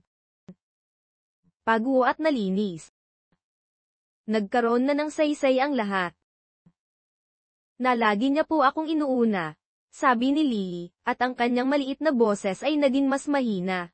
Isang mahabang katahimikan ang namayani sa silid. Ang ingay ng syudad ay halo hindi marinig dahil sa makakapal na salamin ng bintana. Sa katahimikang iyon, naramdaman ni Albert na may gumalaw sa loob ng kanyang dibdib, isang bagay na matagal nang natutulog. Sinabi niya sa akin minsan, patuloy ni Lily, na hindi niya pinagsisisihan na huminto siya sa pag-aral. Sabi niya, ako daw po ang paborito niyang dahilan para ihinto ang kahit anong. Nang pangungusap na iyon, napakapuro, puno ng katapatan, at sakripisyo. Ay tumamarang may bigat ng katotohanan. Naisip ni Anber ng eksina, isang batang babae, matalino, ambisyoso, puno ng potensyal. At bigla, iisa. Walang suporta mula sa pamilya, walang partner. Isang sagol. At sa halip na tumakbo, pinili niyang manatili, na bumuo ng isang buhay sa paligid ng sanggol na iyon, kahit na ang kapalit ay pagkayod sa sahig, serve sa mga mesa, at paglaktaw sa mga pagkain. Ang ganitong uri ng nakas ay hindi nakasurat sa mga resume. Nat ano mang gusto mo para sa mama mo? Tanong niya. Ang boses ay mababa. Isip ulit si Lily. Gusto ko po siyang maging masaya. Lagi po siyang pagod, pero nguminiti po siya kapag nagdo-drawing ako pa sa kanya o kapag nanonood kami ng cartoons. Sa tingin ko po, kailangan niya lang ng pahina. Huminto ito. Pagkatapos ay tumingala sa kanya, ang mga mata ay kasing lawak at kasing aso ng naragatan. Hindi po kailangan ni mama ng maraming pera, sabi nito ng may sinseridad. Gusto niya lang po ng trabaho na magbibigay sa kanya ng pambili ng ice cream tuwing weekend. Natigilan si Albert. May isang bagay doon, napakasimple, nakakadurog ng puso sa pagiging inosente, na bumasag sa isang piraso ng kanyang baluting bakal. Sabi niya po sa akin minsan, bulong ni Lily, siya na raw po ang pinakamasayang babae sa buong mundo kung maibibigay niya lang sa akin yon. Kaunting ice cream tuwing Sabado. Napanunok ng malalim si Albert. Sa isang sandali, nakalimutan niyang humina. Ang katahimikan sa pagitan nila ay makapal na ngayon, hindi awkward, kundi puno ng respeto. Sa wakas, sumandal si Albert. Ipinatong ang folder ng malahan sa mesa. Lily, sabi niya, malambot ang boses. Alam mo, marami na akong interview na tao sa kwartong ito. Tumingin ito sa kanya ng may pag-wilsisa. Pero wala pa ni isang nagsabi ng isang bagay na kasing halaga ng sinabi mo. Ngumiti ito, hindi sigurado kung ano ang ibig niyang sabihin, ngunit nararamdaman na ito ay isang magandang bagay. Sa tingin ko, dahang sabi ni Albert, pinipili ang kanyang mga salita. Tang nanay mo ay eksakto ang uri ng tao na kailangan namin dito. Liwanag ang mukha ni Lily. Nalaga pong. Tumango si Albert. Palagang. Nagtatapos. Dahil sa mga dahilang hindi niya maipaliwanag kahit sa sarili niya, idinagdag niya, at nagkataon, alam ko kung saan may masarap na ice cream. Ngumiti ng malapad si Lily.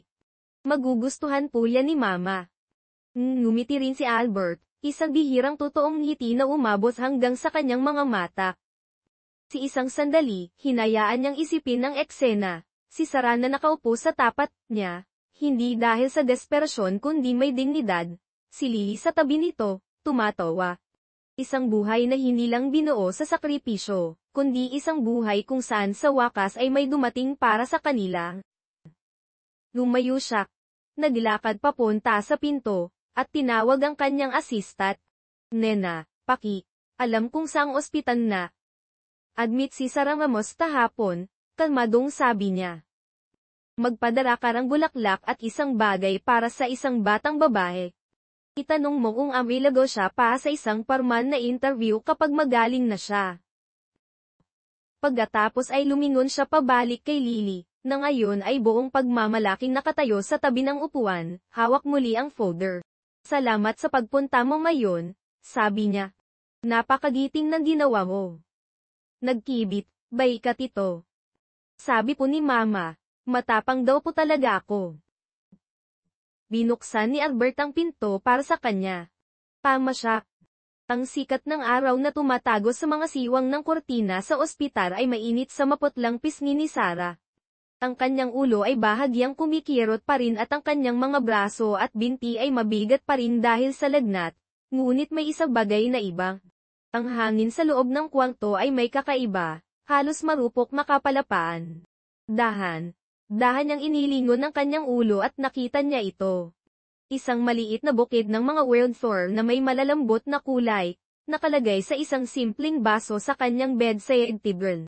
Sa tabi nito, isang maliit na kahon na maayos na binalat sa kremang papel na may satin na ribbon. Isang notecar na ang nakasandal sa mga bulaklak. Naguguluhan, inabot ito ni Sarah gamit ang nanginginig na mga daliri. Ang sulat ay elegante at matatag. Para sa pinakamatatag na babae na hindi ko pa nakikilala. Tumalon ang kanyang puso. Pumupo siya ng diretsyo, kumukurap dahil sa hindi makapaniwalang pagtataka. Ang sulat ay para sa kanya. Painat niyang binuksan ang kahon. Sa loob, nakita niya ang isang maliit na karton ng chocolate milk at isang handwritten na card. Walang mamahalin.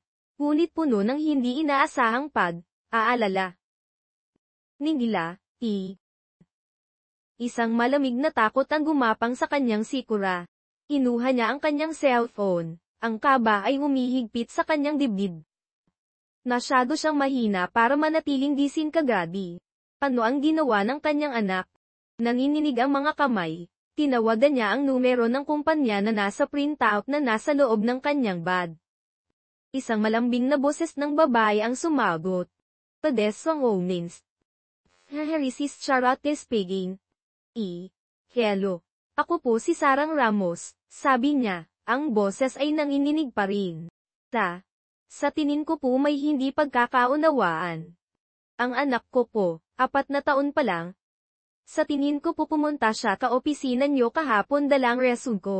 Pasensya na po talaga. Wala po siyang masamang intensyon, gusto niya lang po. Isang mahinang tawa ang narinig niya sa kabilang linya. Miss Ramos, huwag po kayong mag-alala. Sa katunayan, ang anak niyo po marahil ang pinakamatapang na taong pumasok sa nabi namin. Nabilib po sa kanya ang aming CEO. Natigilan si Sarah. Tang siyong niyo po. Opo, mainit na sagot ni Charlotte. Gusto niya po kayong makilala ng formal, sa pagkakataong ito, kung maayos na po ang pakiramdam ninyo. Naglaan po siya ng oras na yung hapon. Hindi makahina si Sarah. Sigurado po kayong. Sigurado po. Nang hapong iyon, bumaba si Sarang mula sa taki sa harap ng nagtataasang gusali ng Ledes na Odils. Mahigpit niyang hinawakan ang kanyang bag. Ang kanyang mga binti ay mahina pa rin. Ang kanyang pisngi ay namumula pa rin dahil sa lagnat. Nagpalit siya ng isang simpleng navy blue na bras at palda. Hindi ang pinakamaganda niyang danit, ngunit ang pinakamalinis. Na ang kanyang buhok na kulay pulot ay maayos na nakatay. Sinubukan niyang pakalmahin ang sarili. Ngunit ang kanyang puso ay walang tigil sa pagkabog sa kanyang dibdib. Sa loob ng lobby, binati siya ng receptionist na parang isang matagal ng kaibigan. Miss Ramos, welcome back. Mabait na sabi ni Charlotte. Hinihintay ka na po niyang. Sumunod si Sa kanya sa mga tahimik na pakilyo at pumasok sa isang elevator. Ang katahimikan sa loob ng elevator ay puno ng lahat ng takot at pag-asang na dinala niya sa loob ng maraming taon. Nang bumukas ang pinto sa pinakamataas na palapag, tumabi si Charlotte. Nandiyan po siya sa loob. Tumango si Sarah at pumasok. Ang opisina ay maluwag at moderno, puno ng natural na liwanag. Sa malaking meka naggawa sa salamin malapit sa bintana, nakatayo ang isang matangkad na lalaki na may maitim na buhok at isang aura ng kalmadong autoridad. Si Albert Ledesma. Tuminala ito at ngumiti. Isang totoong ngiti, hindi piit, hindi pampolitika. Pisamos, sabi nito kumahakbang pasulong. Ikinagagalak kung maalos na ang pakiramdam mo. Nanlaki ng bahagya ang mga mata ni Sarat. Bigla, naramdaman niyang napakaliit niya sa loob ng silid na iyon, mulat sa kanyang namumulang pisngi at nanginginig na mga kamay. Salamat po. At, pasensya na po talaga sa ginawa ng anak ko. Ninaas ni Albert ang isang kamay, marahang pinipigilan siya. Wala kang dapat ihingi ng tawad, sabi nito. Ibinigay niya ang isa sa mga hangang presentasyon na nasaksihan ko. Kumurap si Sarah. Nikinumpas nito ang upuan sa harap ng kanyang mesa. Grace, have a seat. Kumupo siya. Ang kanyang mga binti ay magkaknos. Ang bag ay nasa kanyang kandang na parang isang panaga. Umupo rin si Albert at sa isang sandali, pinagmasdan lang siya nito. Alam mo, sabi nito, tinatapik ang folder sa kanyang mesa, libo na ang resume na nabasa ko. Lero ang sayo, dumating na may kasamang pinakamagandang letter of recommendation na natanggap ko. Bahagyang bumuka ang mga labi ni Sarah, ang puso niya ay kumalabog. Ngumiti ulit si Albert, mas malambot sa pagkakataong ito. Ang paniniwala niya sa iyo ay mas matindi pa kaysa sa kahit anong paniniwalang nakita ko sa buong buhay ko. Ibinaba ni Sarah ang kanyang mga mata, ang init ay umakyat sa kanyang pisngi. Siya po ang buong mundo ko. Halata nga, sabi ni Adbot. Kaya naman, gusto kong makita kung ano ang kaya mong gawin dito. Tumingala si Sarah, isang maliit na ninas ng pag-asa ang biglang sumiklab ng napakaliwanag sa loob ng kanyang puso. Ang unang araw ni Sarah sa Ledesma Holdings ay parang pagpasok sa isang ibang dimensyon.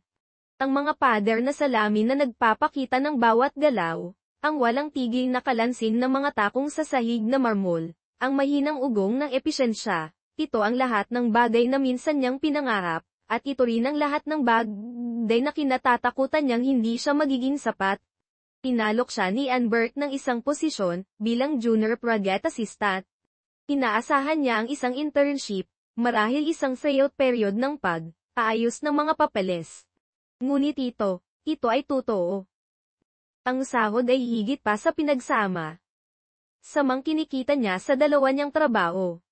Ang mga benepisyo, kasama na ang ALS card para sa kanya at kay Lily, ay isang luho na hindi niya man lang pinangarap. Sa unang pagkakataon sa loob ng 7 taon, nakahina siya ng maluwag. Ang team na kinabibilangan niya ay magalang ngunit may distansya. Ng kanyang mga damit ay simple kumpara sa mga designer bands ng kanyang mga kasama. Ang kanyang sapatos ay medyo luma na. Iba ang kanyang itsura, iba ang kanyang pananalita. At maani sa kanyang mga katrabaho, nang hindi na kailangang magtanong, ay alam na siya yung may-ak. May mga bumubulong na kinuha lang siya dahil sa awa. Ang iba naman ay simpleng hindi siya pinapansin, na pahabang isa siyang multor na naglalakad sa mga pasilyo. Ngunit hindi na tinag si Sarah. Pumapasok siya ng maaga at umuuwi ng late. Nagsusulat siya ng mga tala sa bawat meeting. Nagtatanong siya, kapag may hindi siya naiintindihan. Tinanong niya ang bawat training video, binasa ang bawat company report, at pinag-aralan kung paano kumilos ang mga senior assistants, kung paano sila mag-organisa, kung paano sila mag-follow up, kung paano sila magsalita ng may kumpiyansa. Ang kanyang mga daliri, na sanay sa pagbubuhat ng mabibigat na plato at paghawak ng basahan, ay muling natutong sumayo sa ibabaw ng keyboard. Ang bilis at talas ng kanyang pag-iisip, na matagal nang natutulog, ay unti-unting nagigising. At kapag nagkakamali siya, inaamin niya ito, inaayos, at sinisiguradong hindi na mauulit. Dahan, ang tono sa paligid niya ay nagsimulang magbago. Isang araw, may isang kasamahan na humingi ng tulong sa kanya para ayusin ang isang sulat sa presentation. Pagkatapos, may isa namang nagpatulong mag-schedule ng isang meeting. At isang hapon, may nagsabi ng salamat at alam niyang sincero ito. Ang maliliit na tagumpay na iyon ay parang sikat ng araw sa isang madilim na silid, unti-unting nagbibigay liwanan at init sa kanyang kumpiyansa. Ngunit may isang taong hindi kailanman nagduda sa kanya. Si Albert. Hindi ito kailanman buntot sa kanya o necromanes. Ngunit malapit siyang nagmamasin. Kapag nababanggit ang pangalan ni Sarah sa mga meeting, sumusulong ito sa kanyang upuan, nagtatanong kung ano ang kanyang naging kontribusyon, kung paano tinanggap ang kanyang mga ideya. Napapansin niya ang lahat. Tulad noong araw na nilagnat si Lee at tumawag si Sarah para sabihin baka mahuli siya ng kaunti. Nagpadala si Albert ng isang pribadong mensahe, family comfort. Nakitsilatan yamig. O noong hapong napansin niyang hindi ito nananghalian, at aksidenteng nagpadala ang kanyang assistant ng sobrang sandwich sa bedroom. Kung paano niya sinisiguradong palagi itong nakaupo sa mesa kasama ng mga project yads sa mga review. Hindi sa likuran. Hindi siya nagsasabi ng kahit ano ng direkta, ngunit alam ni Sana. At sa unang pagkakataon sa loob ng mahabang panahon, nagsimula siyang maniwala muli sa sarili niyang halaga. Isang gabi, matagal nang magilin sa labas at halos lahat ay umuwi na, nakaupo pa rin si Sarah sa kanyang mesa, tinatapos ang mga pag-edit sa isang mahalagang presentasyon para sa isang malaking kliyente. Ang mahinang ugong ng mga ilaw ng syudad ay kumikinang sa mga bintana. Ang kanyang mga mata ay pagod, ang kanyang mga daliri ay naninigas, ngunit may naramdaman siyang isang bihinang bagay, kasiyahan. Isang pakiramdam ng pagiging produktibo at may silbi. Hindi niya napansin ang paglapit ni Albert hanggang sa magsalita ito. Mas masipag ka pa kaysa sa mga taong 10 taon na dito, sabi nito. Nad, angat siya ng tingin, nagunat, pagkatapos ay ngumiti. Siguro po kasi may 10 tao na kung kailangang habulin. Ikinumpas nito ang upuan sa tabi ng kanyang mesa. Pwede ba? Tumango siya. Sa isang sandali, nahimik lang silang nakaupo doon, 2 tao na napapaligiran ng katahimikan at ng ubong ng syudad sa ibaba. Pagkatapos, nagsalita si Sarah, ang boses ay mahina.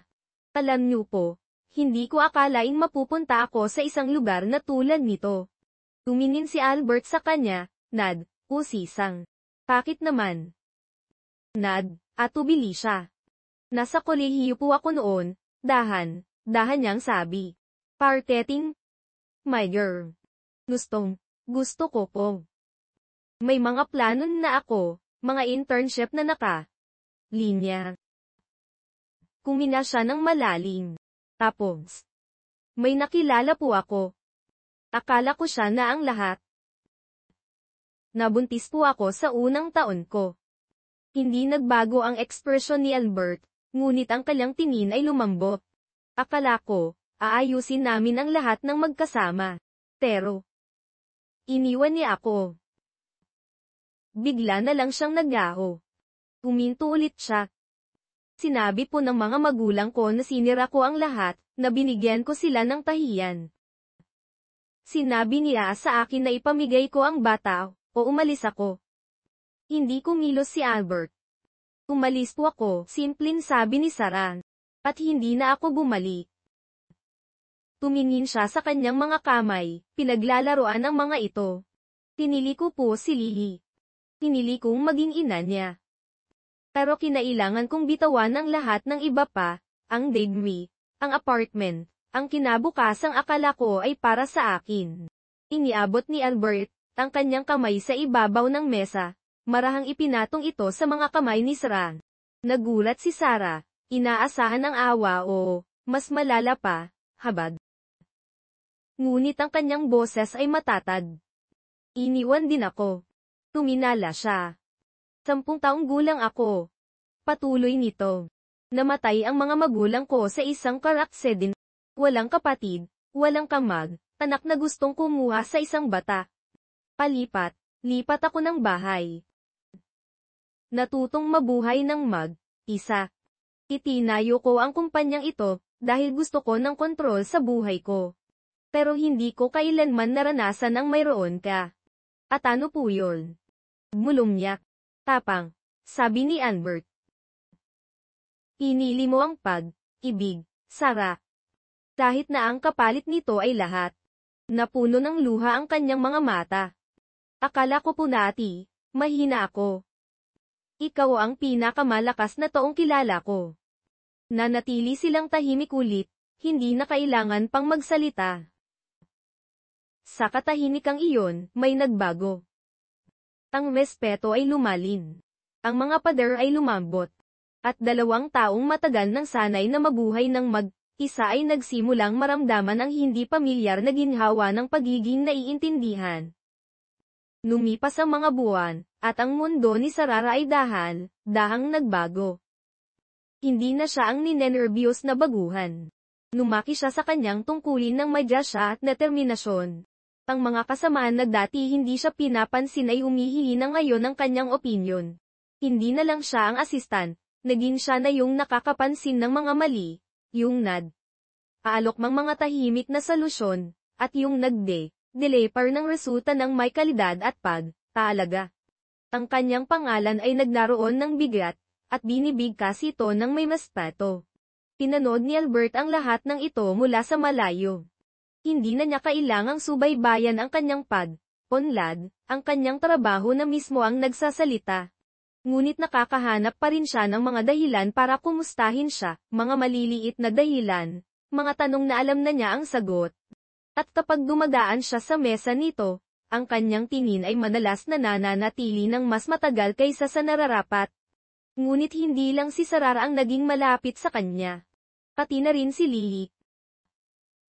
Tuwing Biyernes ng hapon, pagkatapos ng press call, dumadating si Lily sa opisina, tumatakbo sa pasilyo na parang pag-aari niya ito. Upo siya sa sofa sa opisina ni Albert na may dalang mga coloring book, ang maliliit niyang sapatos ay umpugan habang naghihintay na matapos si Tio Albert sa kanyang mga tawag.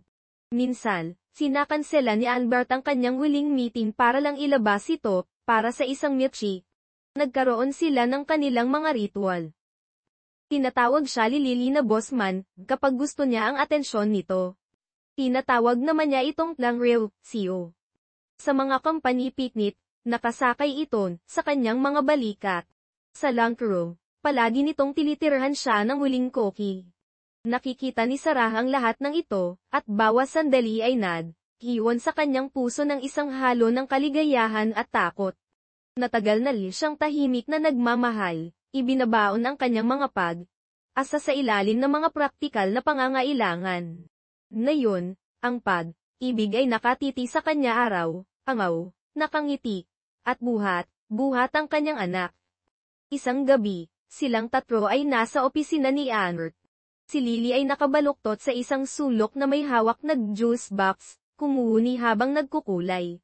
Si Sarah at Albert naman ay tinatapos ang isang project recap. Ang tawanan ay mag-aasa pagitan nila, ang uri ng tawanan na para sa mga taong nakita na ang mga peklat ng isa't isa at piniling manatili pari.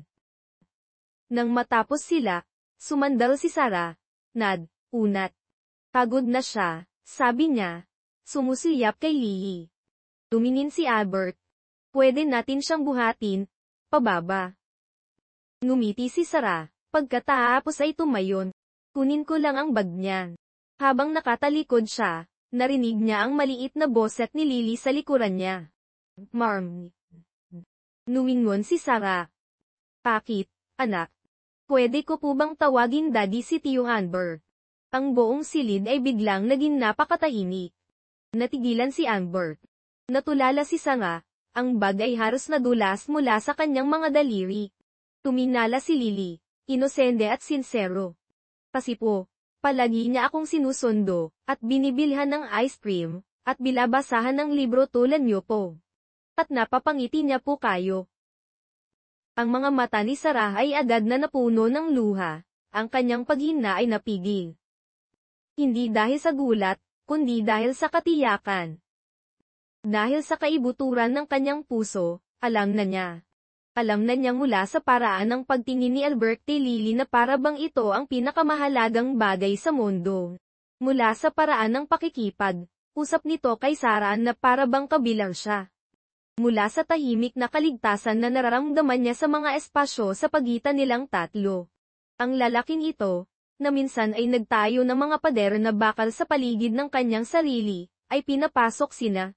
At sa isang lugar sa kanilang paglalakbay, nakabuo sila ng isang bagay na hindi inaasahan ng sinuman sa kanila, isang pamilya. Lumurag siya sa harap ni Lily. Ang boses ay malambot at nanginginig.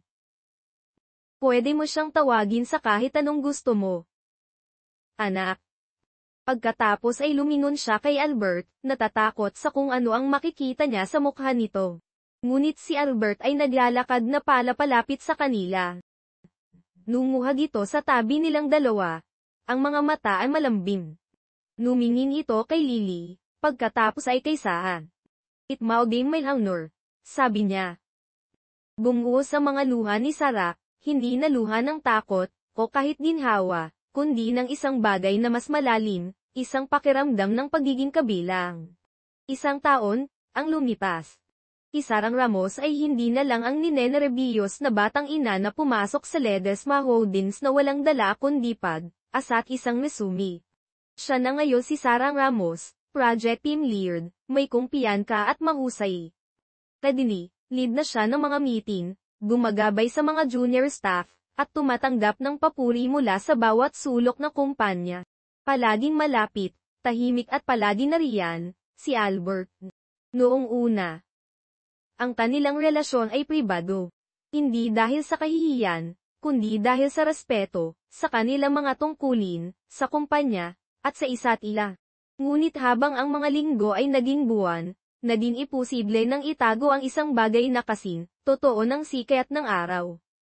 Nagdadala si Albert ng paboritong pastry ni Lily tuwing Lunes ng umaga. Kisara lang ang isang taong pwedeng umistorbo sa kanyang mga meeting.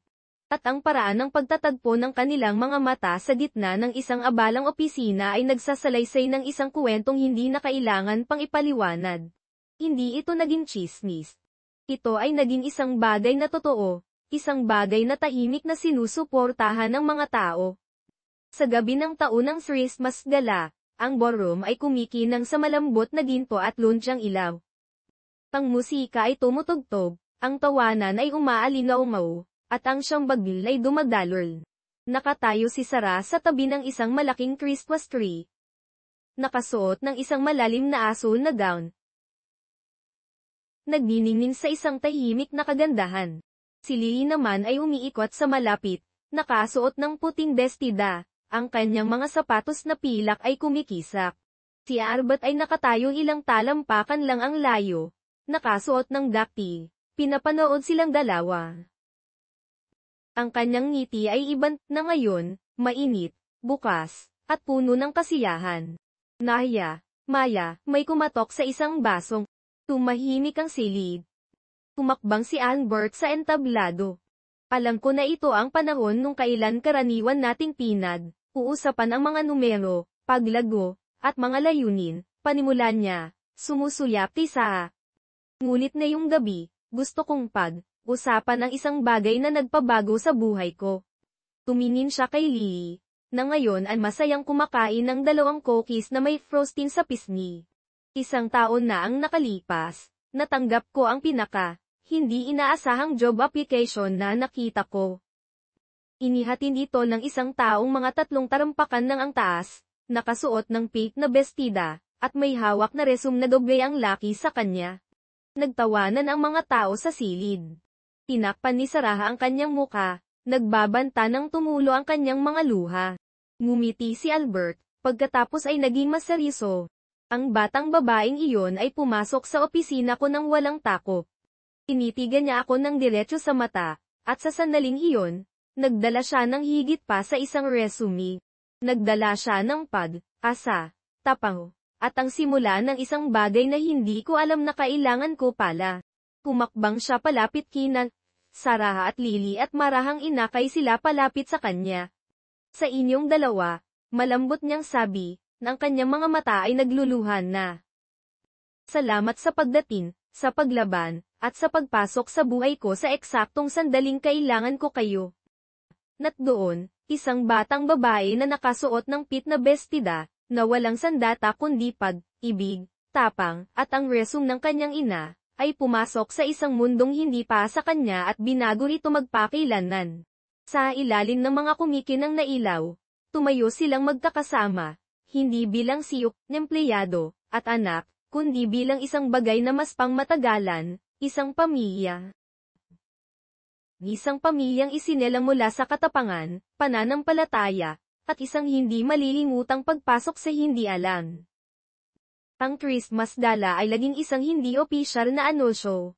Ang kuwento ni Lily, ang batang babae sa pink na bestida, ay naging isang alamat sa loob ng Ledeswang Udis. Hindi na ito isang kwento ng awa, kundi isang kwento ng inspirasyon. Naging simbolo ito ng paniniwala ng kumpanya na ang talento at katatagan ay matatagpuan sa mga hindi inaasahang lugar. Ang kultura sa loob ng opisina ay daang nagbago.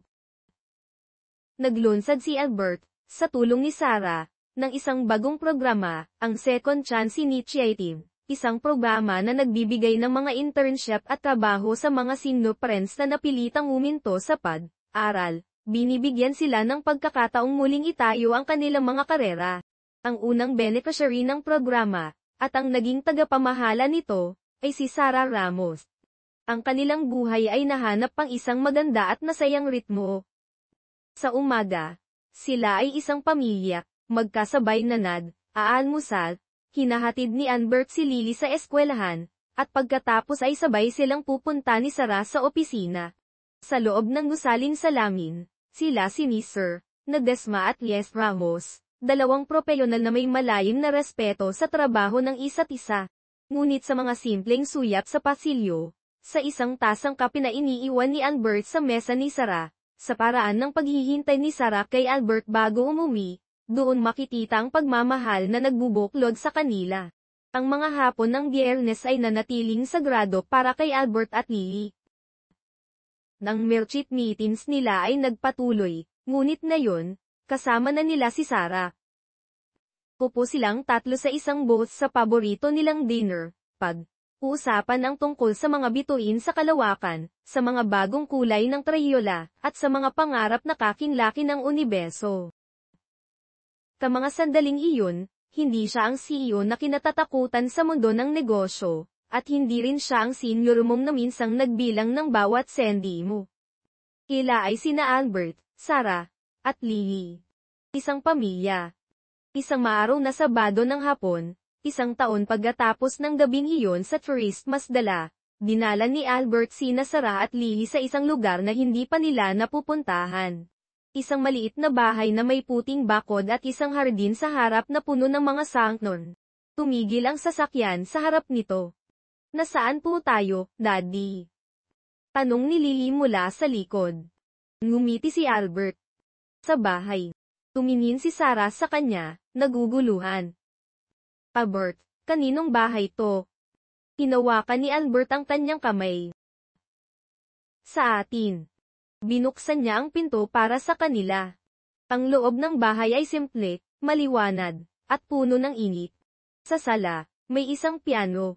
Sa kusina, may isang malaking bintana na nakatano sa hadid. At sa itaas, may 3 kwarto.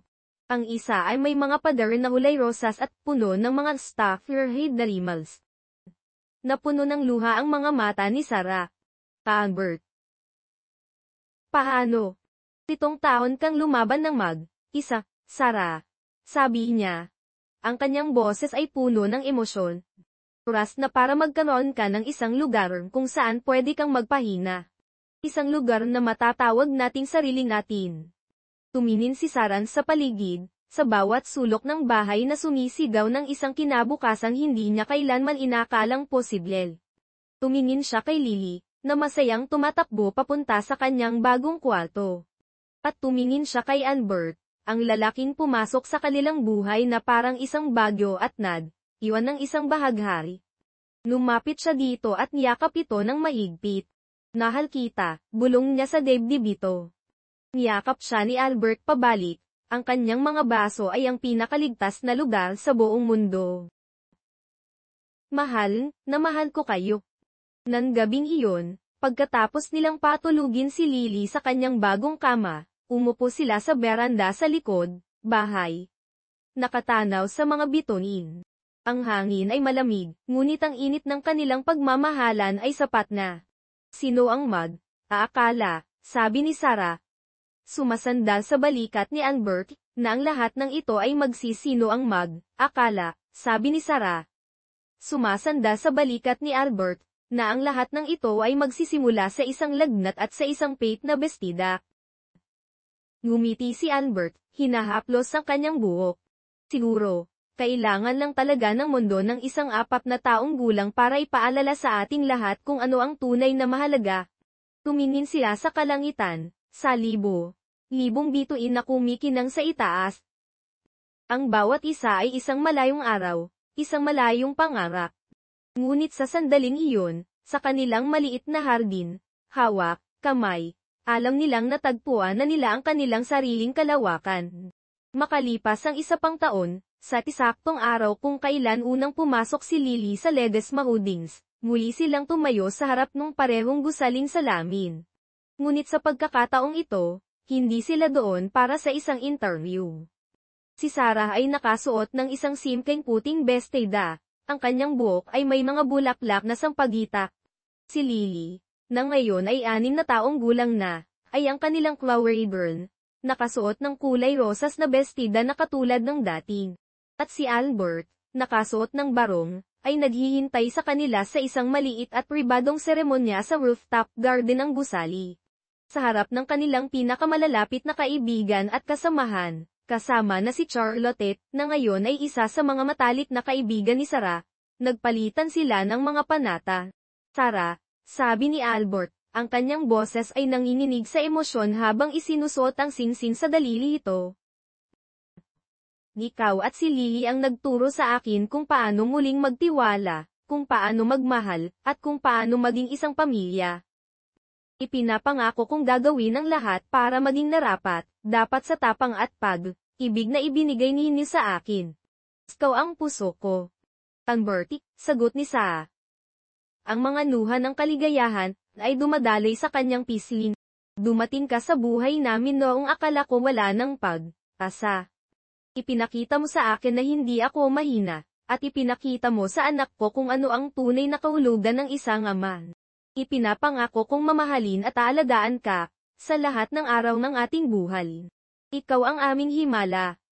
Nang sila ay idineklarang mag-asawa na, ang unang yumakap sa kanila ay si Lily. Tumatalon sa gitna nilang dalawa. Rupfog. Sigaw nito. Nagakapan silang tatlo. Isang bilog ng pagmamahal na binuo hindi ng dugo, kundi ng isang hindi inaasahang pagkakataon.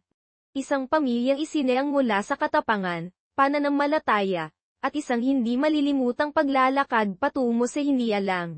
At sa gayon, isang batang babae na nakasuot ng pink na bestida, na walang sandata kundi pag-ibig, tapang, at ang resume ng kanyang ina, ay pumasok sa isang mundong hindi pa sa kanya at binago ito magpakailanman. Dahil kung minsan, ang pamilya ay hindi tungkol sa kung saan tayo nanggaling, kundi kung sino ang naglalakad sa ating tabi kapag mahirap ang buhay.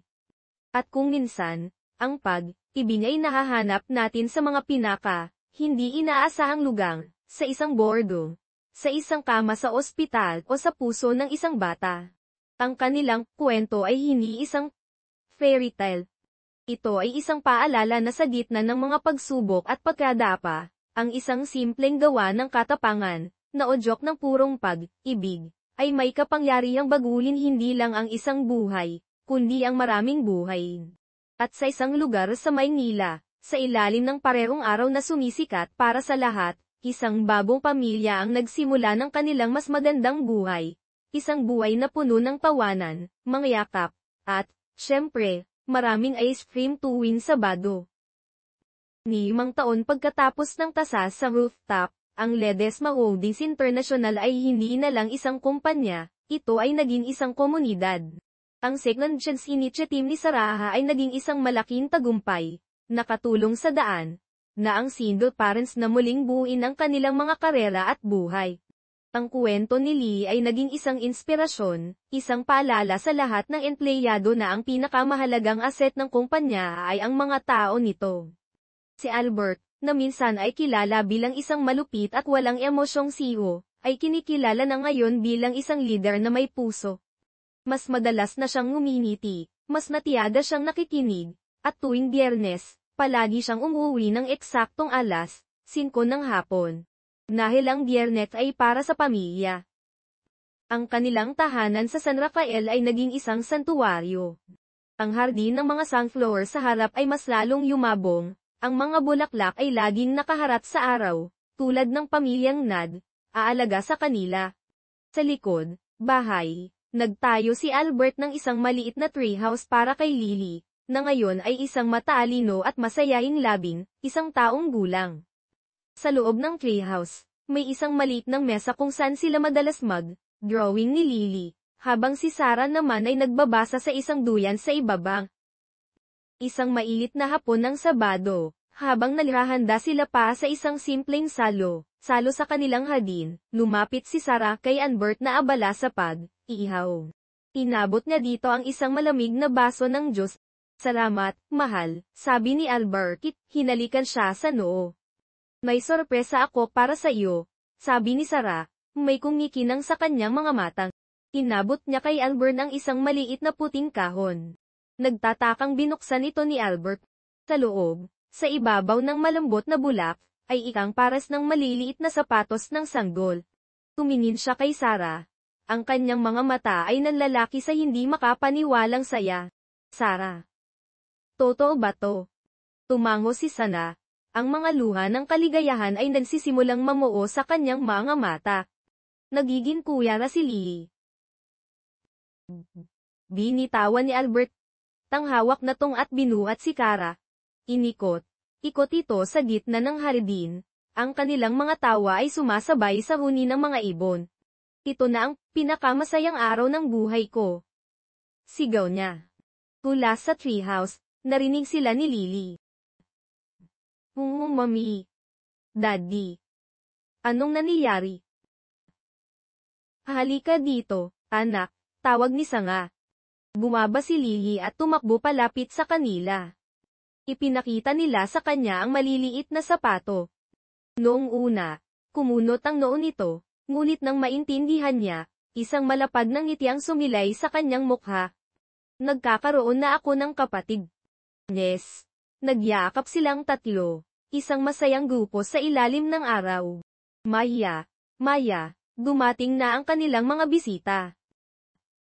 Naroon si Charlotte, kasama ang kanyang asawa at anak. Karoon ng ilang empleyado mula sa Second Chance Initiative, na ngayon ay mga malarapit na kaibigan na ng pamilya. Naroon ang mga dating nasamahan ni Sarah na naging mga tapat niyang kaibigan. Ang kanilang hardin ay napuno ng tawanan, kuwentuhan, at ng amoy ng inihaw na pagkain. Habang pinapanood ni Sarah ang lahat mula sa meranda, si Albert na masayang nakikipaglaro sa mga bata, si Lily na ipinagmamalaki ang kanyang playhouse sa mga kaibigan, isang pakiramdam ng lubos na kapayapaan ang bumalot sa kanya. Naalala niya ang babaeng minsan ay nakahiga sa isang kama sa ospital, basad at walang pag-asa. Kung may makapagsasabi lang sana sa kanya noon na ang pinakamatinding pagsubok sa kanyang buhay ang magiging daan palapatungo sa isang kaligayahang hindi niya sukat akalain. Lumapit si Albert sa kanya, inakbayan siya. Masaya ka ba? Ngulong nito. Sumandal si Sarah sa kanya, ipinatong ang kanyang kamay sa kanyang tiyan. Higit pa sa masaya. Tumingin sila sa kanilang pamilya, sa mga kaibigang nakapaligid sa kanila, sa tahanang kanilang binuo. Hindi ito isang perpektong buhay, may mga araw pa rin ng pagod at mga problema. Ngunit ito ay isang buhay na totoo. Isang buhay na pinuno ng pag-ibig na ipinaglaban, ng mga pangarap na tinupad, at ng mga himalang nagsimulang, kaisang simpleng tanong ng isang bata, kayo po ba ang boss? Ang kanilang kwento, na nagsimula sa isang pagdatagpo ng desperasyon at kapangyarihan, ay nagtapos sa isang hardin. Isang hardin kung saan ang mga buto ng tapang ay namulaklak, kung saan ang mga ugat ng pamilya ay lumalim, at kung saan ang bawat bagong umaga ay isang paalala na ang pag-asa, tulad ng mga sunflower, ay laging hahanapin ang liwanag.